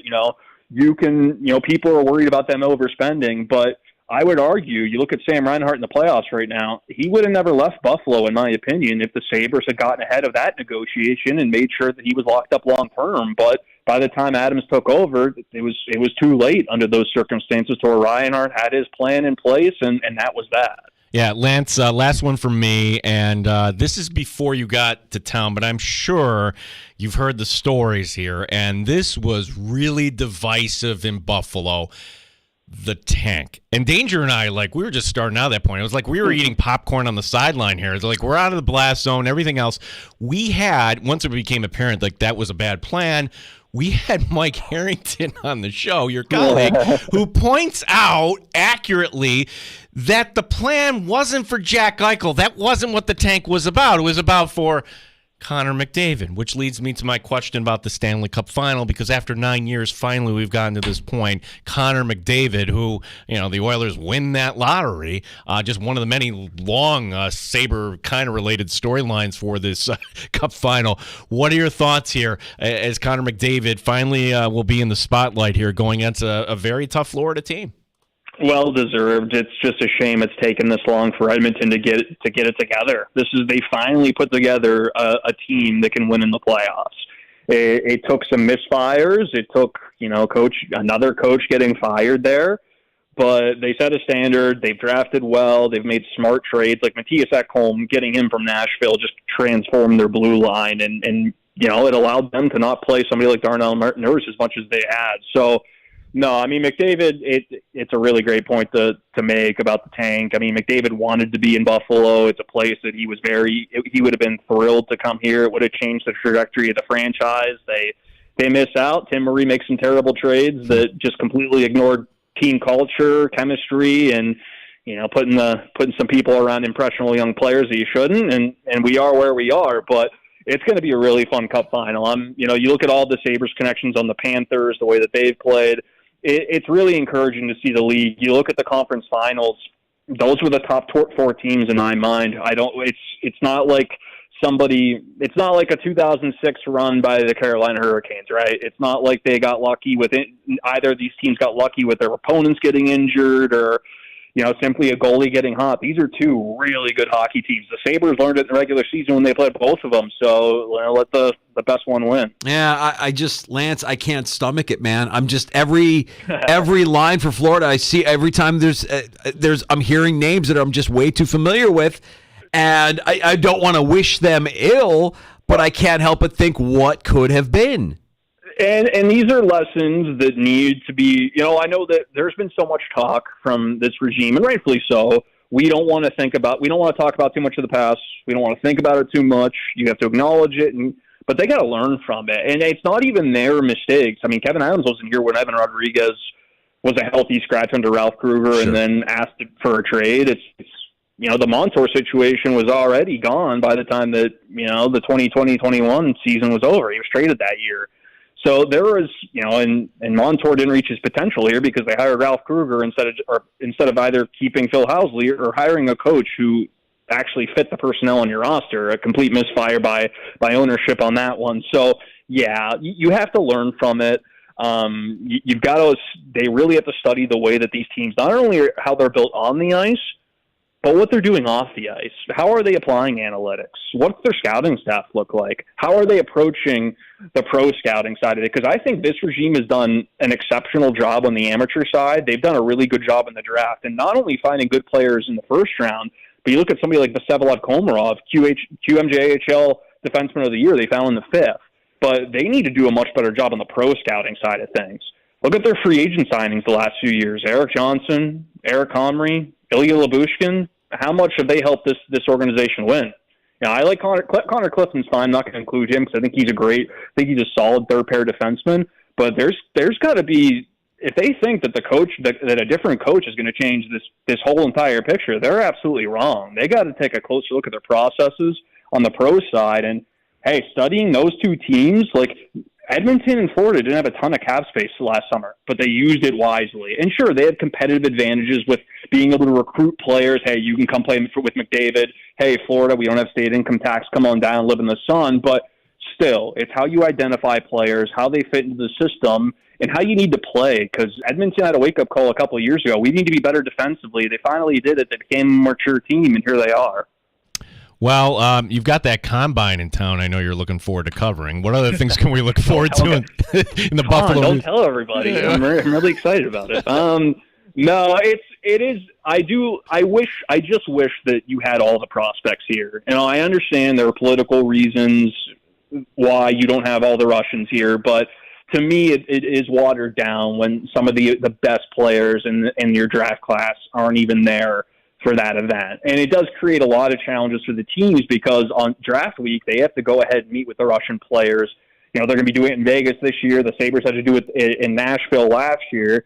And that really hurts it for me, and there's no on-ice component, which I wish they would change in some respect. I understand there's insurance and liability reasons or whatnot. I just think that it is an event that should be revamped and I'm not suggesting it could become what the NFL Combine has become, but to me, even talking to people who work for teams, the interviews have become pointless now because these kids are so prepped. They have agencies who prep them with information to where some of it comes across as rehearsed, and teams don't like that. They really don't gain as much out of it. That's why I mentioned at the top, this is such an important week for contract negotiations and trade talks. That's the part of it I'm really excited about. And yeah, seeing Macklin Celebrini, having him in Buffalo, last year, hearing the stories about fans chasing down Connor Bedard's limo and trying to get his autograph at the intersection of Delaware and Chippewa. Like it's cool in that respect. It's cool putting faces to name and being able to interview these guys when you think about who's in the Stanley Cup playoffs right now and how many of them who've walked through Arbor Center before they ever became NHL players. That part of it's cool. I really appreciate that. But in terms of, it's just me. I look at what the readers care about, and I don't think that readers and fans necessarily care about the scouting combine. And honestly, that's on the NHL. They need to revamp it in some way to make people care. Lance, we're following along all offseason. We know there's going to be a lot of movement, and we're looking forward to finding out who the next head coach of the Rochester Americans will be. Thanks for giving us your time this afternoon, man. Really appreciate it, as always. No, I really appreciate you guys. Thanks for always having me on when stations in Buffalo won't give me the opportunity. I always love giving you all the time in the world. Always appreciate it, and looking forward to talking hockey again with you soon. It's the benefit of being out of the blast zone, is the way I say it. Yeah, we can get away with a little bit more on our pirate ship than they can at the flagship. All right, Lance, let's make it a date. Amerks head coach, can we get you back on? Yeah, of course. Yeah, you know how to reach me. I'm always available for you guys. Appreciate it, buddy. Thanks, Lance Lysowski covering the Sabres for the Buffalo News.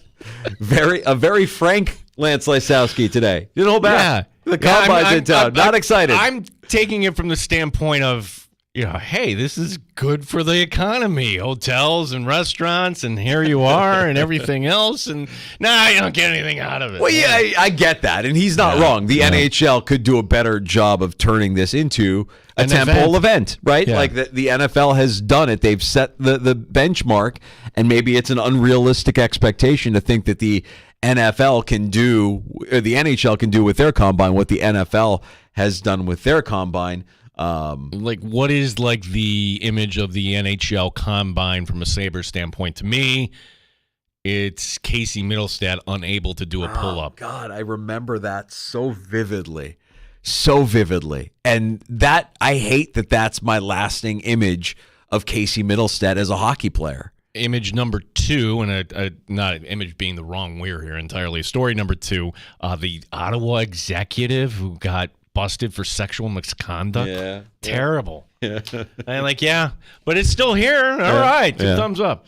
Let's get to happy hour next in the sports bar. Quick break, and then we'll come back. We have time for your calls at 866-432-6585, 866-4FAN. You're listening to the Sports Bar with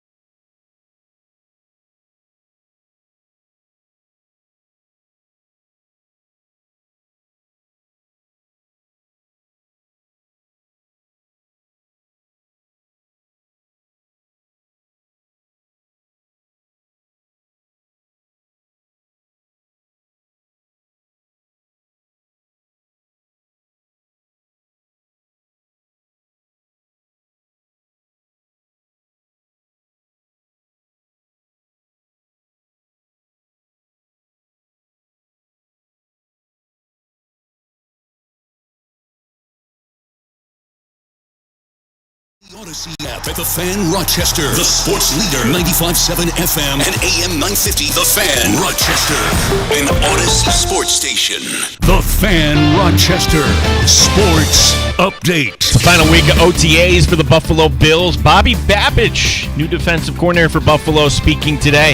Talking about Cole Bishop. I've seen a player that has a bright future, but he's a rookie. So there's learning, there's growth. And Joe Dana is doing everything he can to get him as up to speed as possible. Interesting game in the major leagues tonight is DJ Hurst. He's coming off a 10-strikeout performance for the Rochester Red Wings. He's been called up, makes his major league debut tonight in D.C. as the Nationals host the Mets. The Wings, by the way, on the road this week. They begin a series in Worcester, Massachusetts. New York Yankees beginning a homestand at the stadium tonight, hosting the Twins. Game 1 of the NBA Finals coming up Thursday night as Dallas is at Boston. Get 2 for 1 rounds of golf to Wildwood Country Club. Log on to getmyperks.com today. Gene Battaglia, The Fan, Rochester. The Sports Bar with Danger and Battaglia. Signing several of their rookies, 9 total. So they can have a Shane Simon on standby when they need him. Justin Jefferson. CeeDee Lamb is absent as the Cowboys start a mandatory minicamp. Christian McCaffrey. Mike Danger. I've come up with the satisfaction power rankings. Gene Battaglia. We still live in this week-to-week mode. Like, somebody's going to knock on the door. Hey, guys, time's up. Time's up. I'm here to math so you guys don't have to. Oh, thank you! Thank you! Thank you! Let's talk a little NBA Finals. I trust Kyrie, but he's a big reason why I'm believing I think Mavs are going to win the series. I think Mavs are going to win in 6. Caitlin Clark, she got cheap shotted against the sky. She's been getting beat up. The reason why we watching women's basketball is not just because of one person. It's because of me, too, and I want y'all to realize that. Are they cheering for the Oilers or are they cheering for the Panthers? Go Sabres. The new Amerks head coach. Padres infielder Tucupita Marcano is now officially permanently ineligible, in the words of Major League Baseball. That's what's in. Novak Djokovic has withdrawn from the French Open quarterfinal. 95.7 FM and AM 950 The Fan, Rochester. Welcome into Happy Hour. It's a sports bar with Danger and Battaglia. Glad you're listening along at 95.7 FM and AM 950. Thanks for making this part of your routine every afternoon. I want to go back to Lance Lysowski, who we just spoke with, covering the Buffalo Sabres for the Buffalo News, and a little insight on who the Rochester Americans' next head coach could be. Because no one cares when you're right. You were wrong. I was wrong. Oh, yeah. Wrong. No. We thought the coach. No, you should learn by now.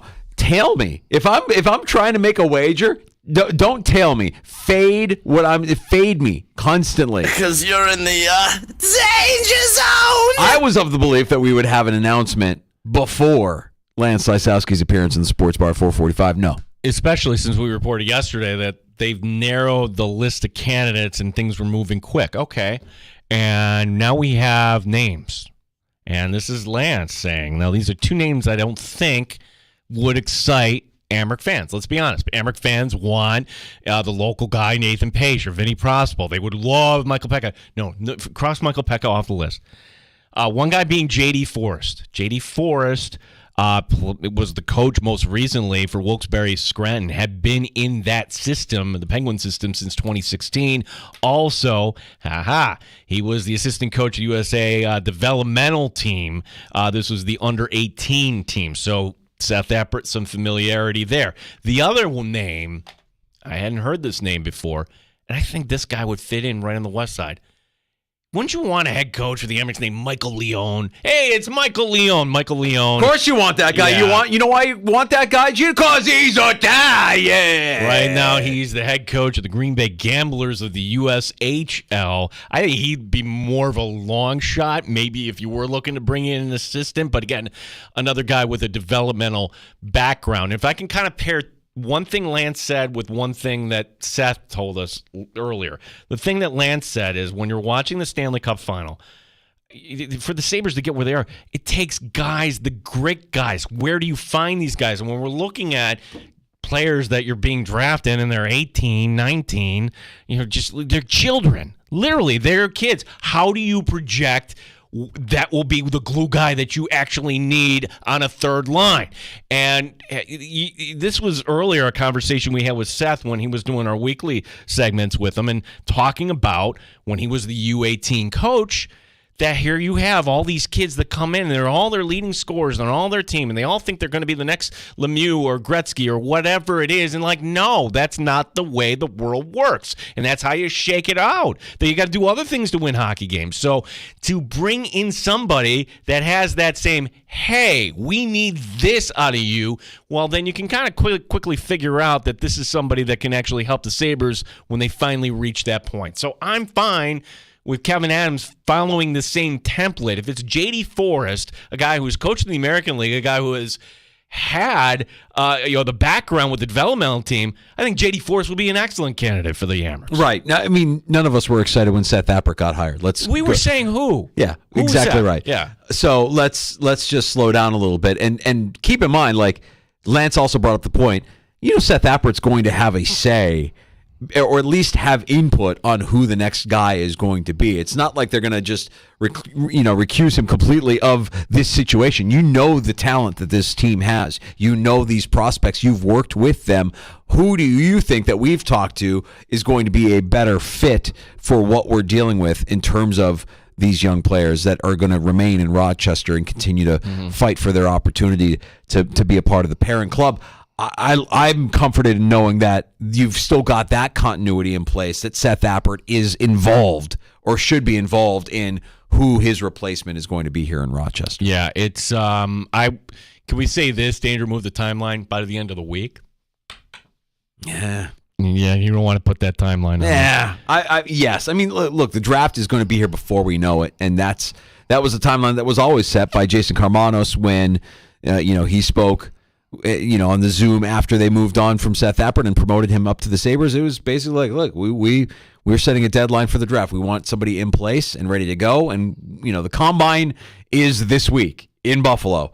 Sure would be nice to know some point this week who the next coach of the Rochester Mariners could be. So, yeah, I would say by the end of the week, we've got an answer. Yeah, Cup finals, we got to wait until Saturday. NBA finals Thursday.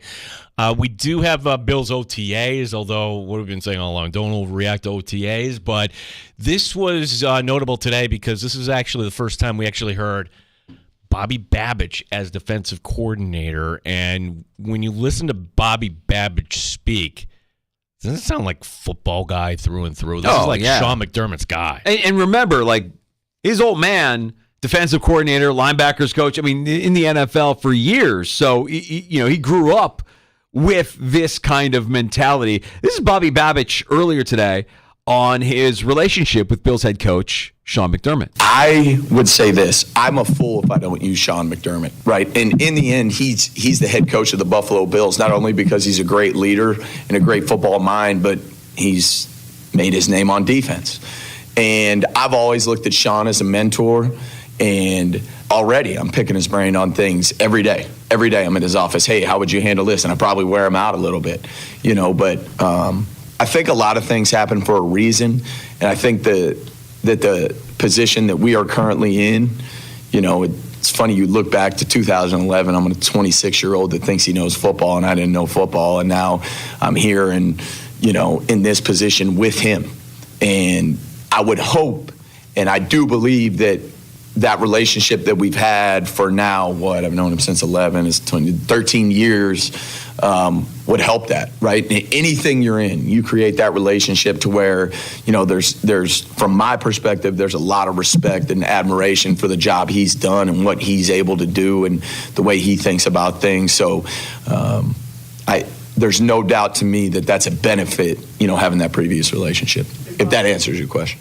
A candid Bobby Babich. I think he's a football. He sounds like a football guy, but he also doesn't seem like he's so polished that he's not going to. At some point, if you're to nominate somebody to be a candidate to give you something from a press conference, I think Bobby Babich might slip and give you something. Yeah, Bobby Babich, at least showing that, if he ends up being the play caller. And he didn't come out and say that. He's never done it, but he says he's going to do everything he can to be ready for it. Bobby Babich on that opportunity. It's funny. So I have a different perspective on this, and whether it's play calling or something new, just in general in this job, right? Just in general in this job. someone walked by me the other day, someone in the building, like, hey, you're ready for this. And this is my perspective. You're never ready until you do it. So to answer your question, I've prepared myself for, we literally I think I've been in this league 12 or 13 years. You're constantly trying to prepare yourself for when you get into this position. But until you actually do something, you are never ready. So I don't have the ego to sit up here and say, I'm ready, this, that, and the other. I'm vulnerable enough to say that I'm as prepared as I can possibly be, and I'm going to continue to learn every day, every part of this process. I'm going to continue to learn. I'm going to make mistakes at whatever that is that this job entails. It's going to happen, just like players make mistakes. And like anybody new at a position makes mistakes. That's going to happen. But I'm as prepared as I can possibly be. I've got a great mentor upstairs who I've been with for a multitude of years, who I can lean on. And I'm really, really, really excited for this opportunity. And I'm willing to do whatever it takes to help this team win a Super Bowl. And that's it, end of story. That's been the way I've gone about things. And that's the way I want to go about it. Well, I just want to be part of something special here in Buffalo. Yeah, that's you're all fired up for June football, everybody. Yeah, that's some really A+ coach speak. Hey, I admire that. He's giving you more than many coaches would in that. Correct. And I love what he said is true. You're never ready until you do it. Think about when you found out you were going to be a dad. When you first found out you were going to be a parent. Yeah. Like you think to yourself, I'm going to learn, I'm going to be ready, I'm going to, you have no idea, man. No idea. No, it hit me when we got home, and it's like, oh, the nurse isn't here, and there's no grandmother here, and this is it. You're not sleeping. Okay. Yeah, this is it. You're never ready until you do it. And you do it, you get better at it through reps and through repetition and through those experiences, sometimes shared experiences. So he's absolutely right. He is going to make mistakes. If he is indeed the play caller, there are going to be times where mistakes happen. We may or may not know directly when those mistakes happen, but that he's going to be held accountable, and he'll hold himself accountable. He certainly sounds like the kind of guy that does that. So Bobby Babich getting plenty of spotlight today. Is the defense was in the spotlight for the Bills today at the OTA session. Yeah, this is the last week of OTAs amongst the players not there today. Again, so who cares? Rasul Douglas, some others. Deion Dawkins wasn't there. Dawson Knox wasn't there. This according to who cares? Yeah, right. It's like it is kind of our mantra where, sure, it is fun to talk about, but let's not overreact. Even when we get to next week, Danger, because, it's mandatory minicamp. Like, what's really going to change? Anything? Nothing. They're preparing for training camp. And when training camp happens, we can start to really pay attention to positional battles and who's winning their job and who's not. The Bills did make some moves today, knowing that they've passed June 1st, and you've got a little bit of space here with the Trey White cap space freeing up. They signed 9 of their 10 rookies from the NFL draft. That would be 9. Nine signings. The only player left unsigned is Keon Coleman for his first pro deal, and I have a feeling that has to do with the amount of money that will go against the cap because of him being a second rounder versus a late rounder, and how much we went through this with Greg Thompson yesterday, and the idea that a rookie contract could be in the top 51. But not all rookie contracts are going to be in the top 51. Yeah, what Thompson is saying, like basically, like for picks 3 on out, third round on out, like it's possible they don't count against the cap. Yeah. Like it doesn't, it's only the top 51. And the idea that Coleman will bring in, and once you do that, that's going to play around with the cap a little bit more. But you start to understand why that, for the reasons why, hey, why trade out of the first round and give up that 5th year? Well, you got an extra draft pick. And you're going to get a little bit of cap help, too, by going to the second round for Coleman. Yeah, and given what they have this year, don't have this year, and the amount of dead space that they have, I suppose that every dollar is going to matter. So Keon Coleman, the lone rookie left unsigned, we're sure that that'll get done here with haste. So, speaking of signings, Christian McCaffrey, 2 years, $19 million, an extension from the Niners. They basically ripped up his previous contract with the Panthers and gave him a new 4-year deal here in San Francisco. No guarantees in his old deal, and he now has $24 million in full guarantees.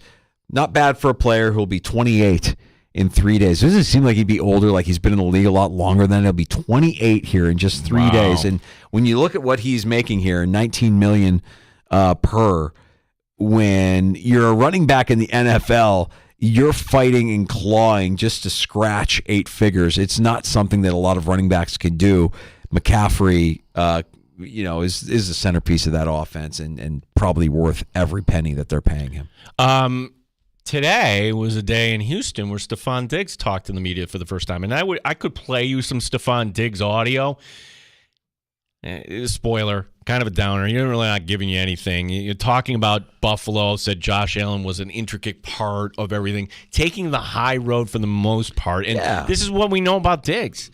Just like he did in Buffalo, when he speaks, he's really good, and he's engaging, and that's what he was doing with the Houston media, and it was more centered around, the chances of the Texans, blah, blah, blah. Did say one thing that was interesting, though, because when the topic came up, how did it end all in Buffalo, he basically said, I'm paraphrasing, that the writing he knew was on the wall when they changed offensive coordinators. Yeah, less of an emphasis on Diggs when Brady took over, and we saw that firsthand with the drop in production based on in comparison to what he did at the beginning of the season. Which I think that's the mature thing, because you're pointing out something that's obvious, but in reality is the answer there.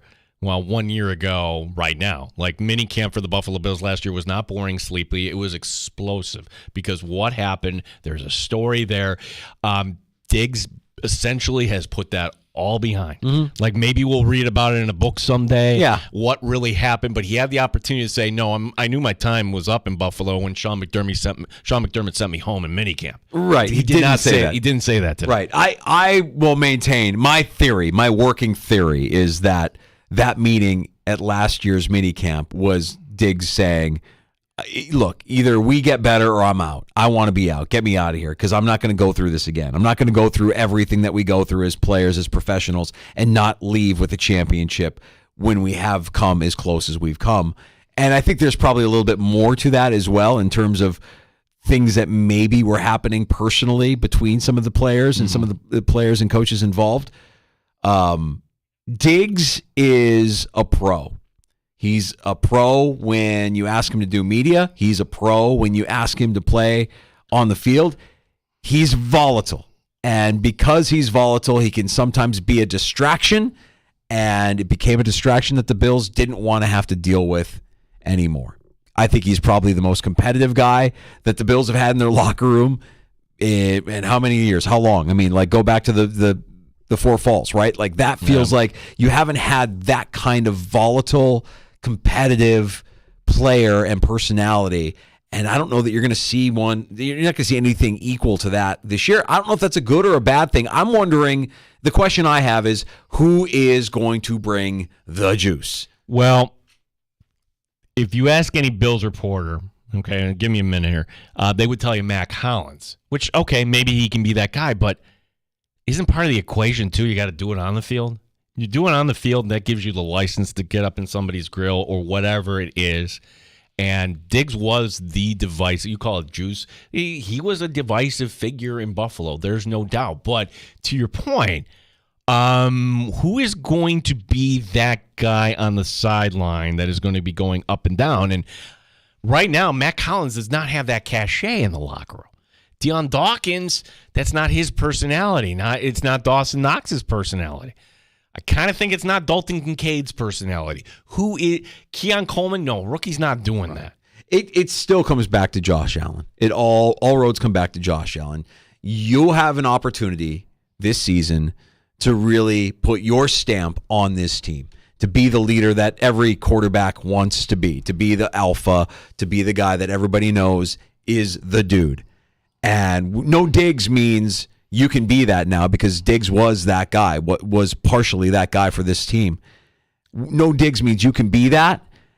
Can you do it on the field? Can you replace the talent that Diggs brought to the field and do it with lesser talented guys? If you're Josh Allen, this is where you need your players around you to match your level, to rise up. And it's what makes athletes great. If the all-time greats are able to do it, if Josh Allen is going to be viewed someday as one of the all-time greats, then he's going to have to make, Khalil Shakir and Dalton Kincaid and Keon Coleman work.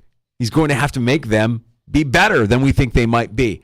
I just think it's funny that when we talk about this team, a team with new offensive and defensive coordinators and the second most dead cap space in the NFL. And we're saying, hey, you know what? Deep run in the playoffs. I think that's insane. You wouldn't be talking that way if you didn't have 17.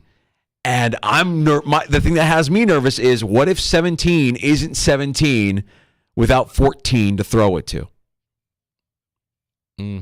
That's what makes me nervous. I think we already saw a little trial run of that last year. And if that's what you see more of, but I will say this: that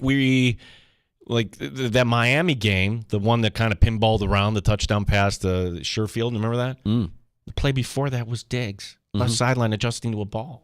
So even though Diggs wasn't doing Diggs-like things, he was still instrumental down the stretch. We just focus in on the drop ball in the Kansas City game. Absolutely. Well, that's my concern. I mean, you would look at this team on paper and look at their offseason and be like, there's no chance they're winning the division. But they're going all in on Josh Allen, and it's his opportunity to shine. It's his opportunity to seize that moment and to be the guy that everybody believes he can be. We'll see if he can do it. Have you seen the new look for Tua Tagovailoa? You wouldn't even recognize him. No, he's overdue for a haircut, I believe. Yeah, that's right. Clean shaven, but the hair is it's out there. We'll get that in cornrows by the time minicamp gets. I think you'll clean it up here for training camp. So. I don't think you don't want to be uncomfortable in the summer heat when you're out there practicing. So you get to a point where he's either going to trim that down or figure out how to style that. It's a lot. Well, look, if you've got the flow, which you once had, Danger. Yes, coming from the pomade plains of Minnesota. Yeah. The lettuce, the arugula.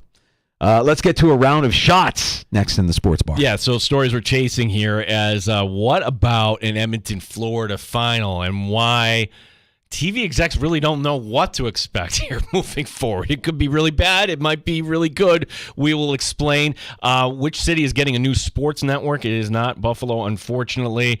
And thank you, TMZ, for bringing us some photos here of our number one enemy in Rochester, New York. Rory? You bet. And Rory on the town with Amanda Ballioliolis? Amanda the homewrecker?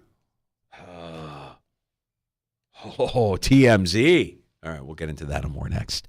Don't forget about last call. You can have the final word here in the sports bar when you call 585-866-4FAN, 866-4326.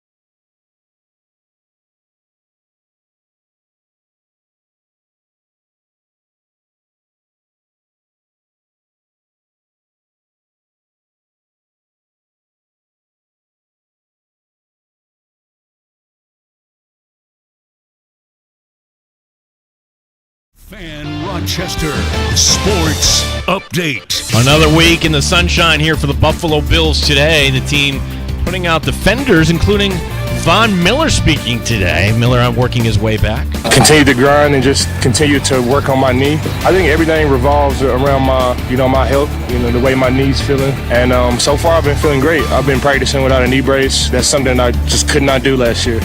To the diamond, where DJ Hurst coming off a 10-strikeout performance for the Rochester Red Wings.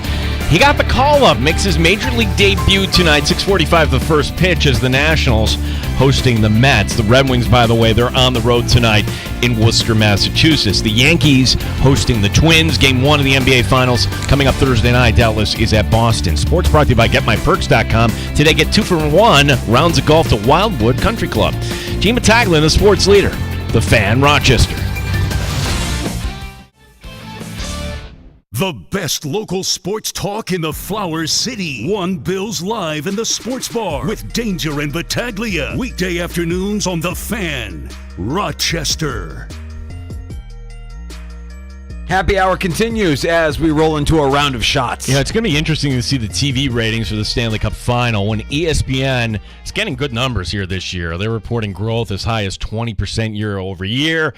Historically, when a Canadian team gets into the final, that's usually bad for numbers stateside. The last time a Canadian team made it to the final, that was that weird cup, Montreal against Tampa Bay.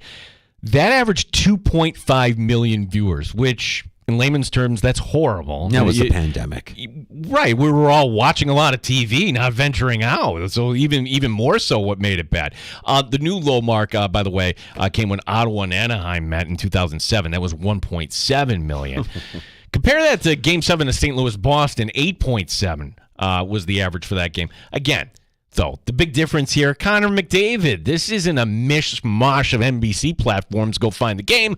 All these games this year are going to be on the network, ABC. So let's see if that reverses the trend. Game 1 is Saturday night. So can we evaluate now, 2 years into this, how the job that ESPN and Turner have done since taking the package away from NBC? Oh, if you're comparing it to NBC, miles ahead. Like, you know where the game is at. It doesn't feel like they threw something together, the production value. And then when you kind of carry over to the coverage of the platforms, that's also I'm kind of factoring in.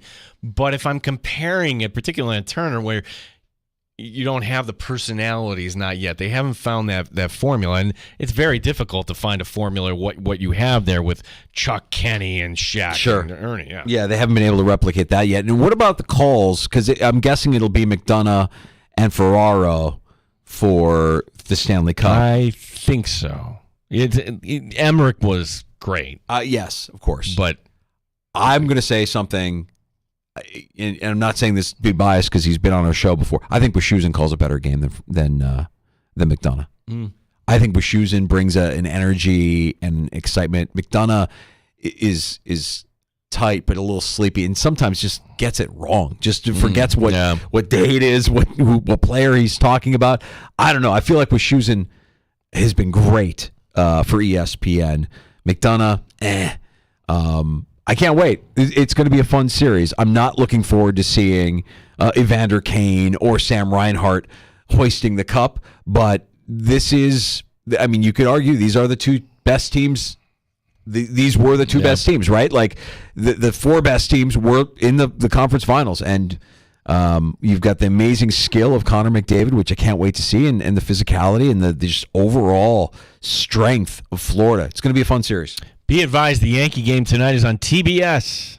Luis Heel taking the mound for New York at home against the Twins. Heel has been a witch on the mound for New York so far. He's allowed a batting average this season of just 135, a 1.99 ERA, and 11 starts. In 6 May starts, Heel went 6-0 with a 0.70 ERA. Oh, by the way, how did the Yankees actually get Heel? It was a minor league trade back in 2018 from the Minnesota Twins. Of course. In exchange for some guy named Jake Cave. Yeah, because they just own the Twins. They might as well. We're going to take your best they just player. Own the Twins. We're going to beat you every time we play you. Anything meaningful, we will win. And we'll also take your best prospects. Thank you. We will take your women, too. That's right. Thank you. On the same day where baseball officially banned for life a middle infielder named Tucupita Marzano, that broke yesterday in the show. That's now officially official. He's out forever. Comes this story. Shohei Ohtani's former interpreter, Ippei Misuhara, pleading guilty today to bank and tax fraud charges in federal court. He now faces up to 33 years in prison. Misuhara admitted to stealing nearly $17 million from Ohtani to pay off his sports gambling debts. It's what's remarkable to me about this story, and I still don't necessarily buy what we're being sold here, it's how quickly they closed this loop. This didn't linger on. If there was an investigation, it wasn't like a year-long investigation. It was swift. It was quick. It was without delay. Like, it just shows you that if a league, a powerful entity, wants to make something disappear, they'll make it disappear. They control the narrative. Well, or they were keeping their heads in the sand, because when did we learn about this? It was opening day overseas, and we're like, wait a second.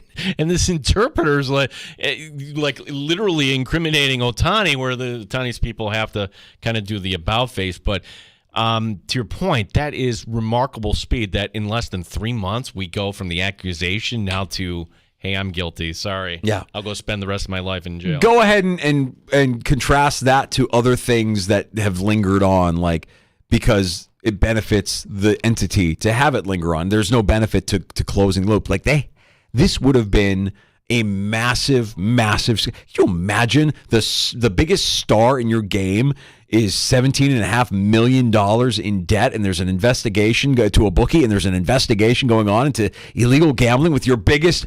No, we got to make this go away. We got to make this go away with haste. Let's go. Move fast. Yeah, and he did. How about that angel organization? 2 thumbs up. Yeah, right. Apparently, you can these days start a regional sports network. The Chicago Sports Network. It's going to be called CHSN.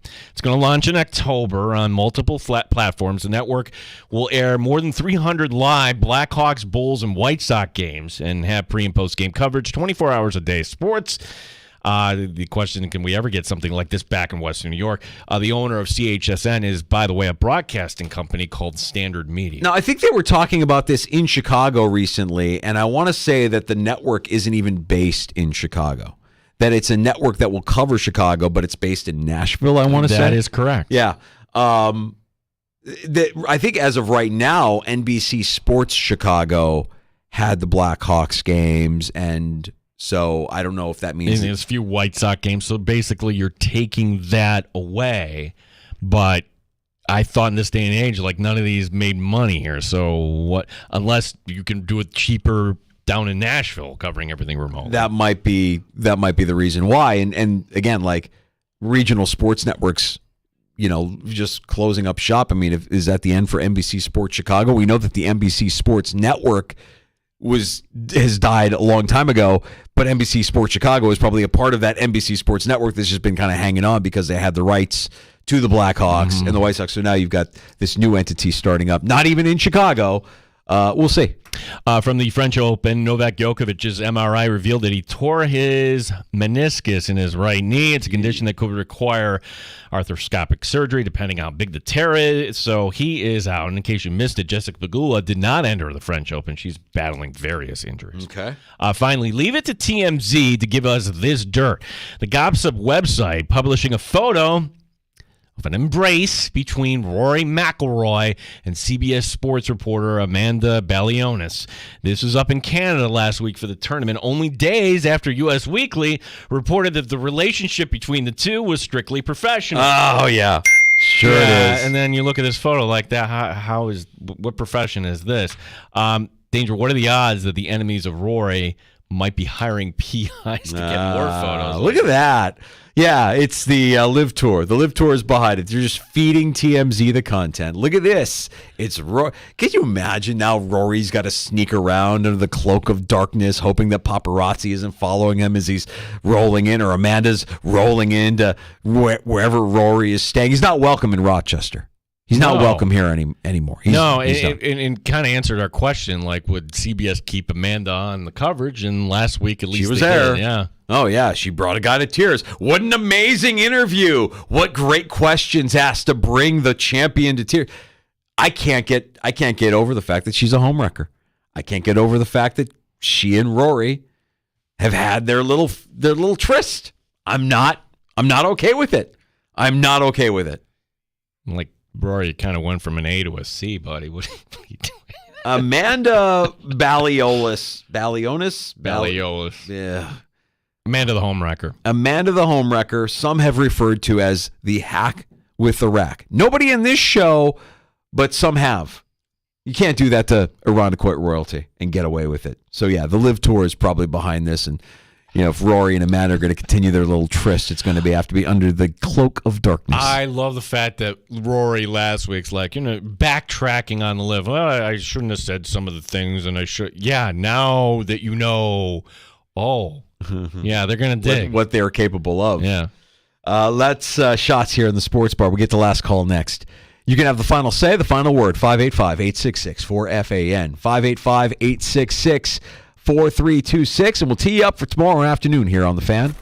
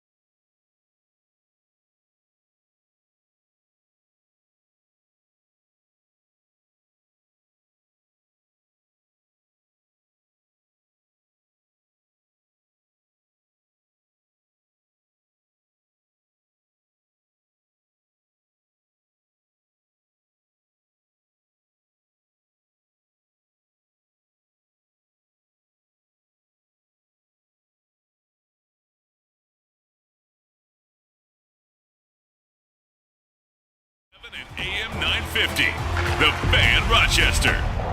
If you're looking for the most epic place on earth,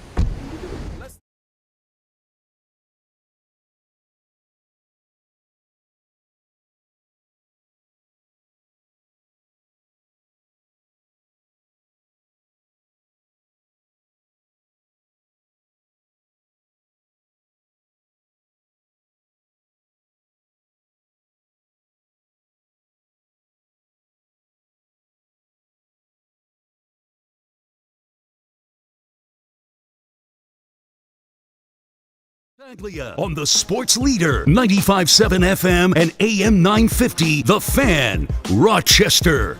Fun afternoon in the sports bar. If you missed any of it, the Odyssey app is free to download. You can go back and listen to any part of the show that you may have missed. Search out the sports bar in the app, and you will find us and all of our content, including our conversation with Matt Perino, covering the Buffalo Bills for the Syracuse Post-Standard, and Lance Lysowski giving us a little update on the Amerks head coaching search.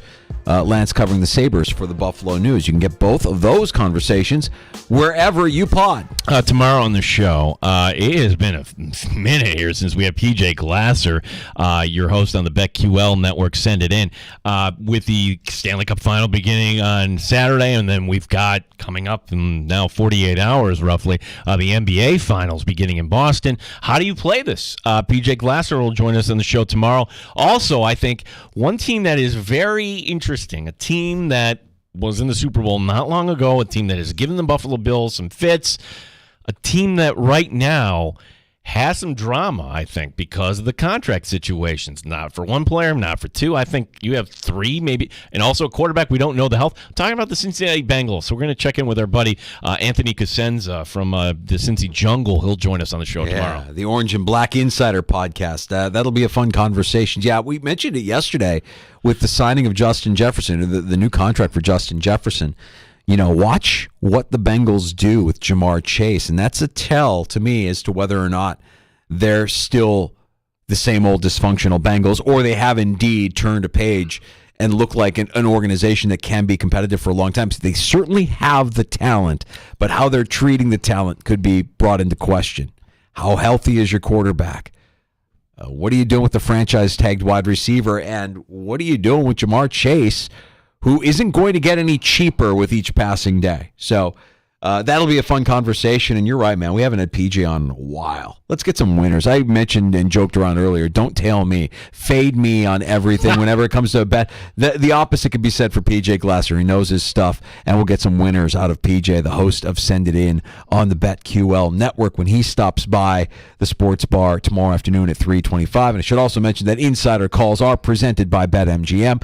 Go check out all the latest lines today on the BetMGM app. There you go. We'll be back tomorrow afternoon starting at 3 o'clock, another episode of the Sports Bar with Danger and Battaglia. We got the JR Sport Brief on the way next. Thanks for listening to Fan Rochester.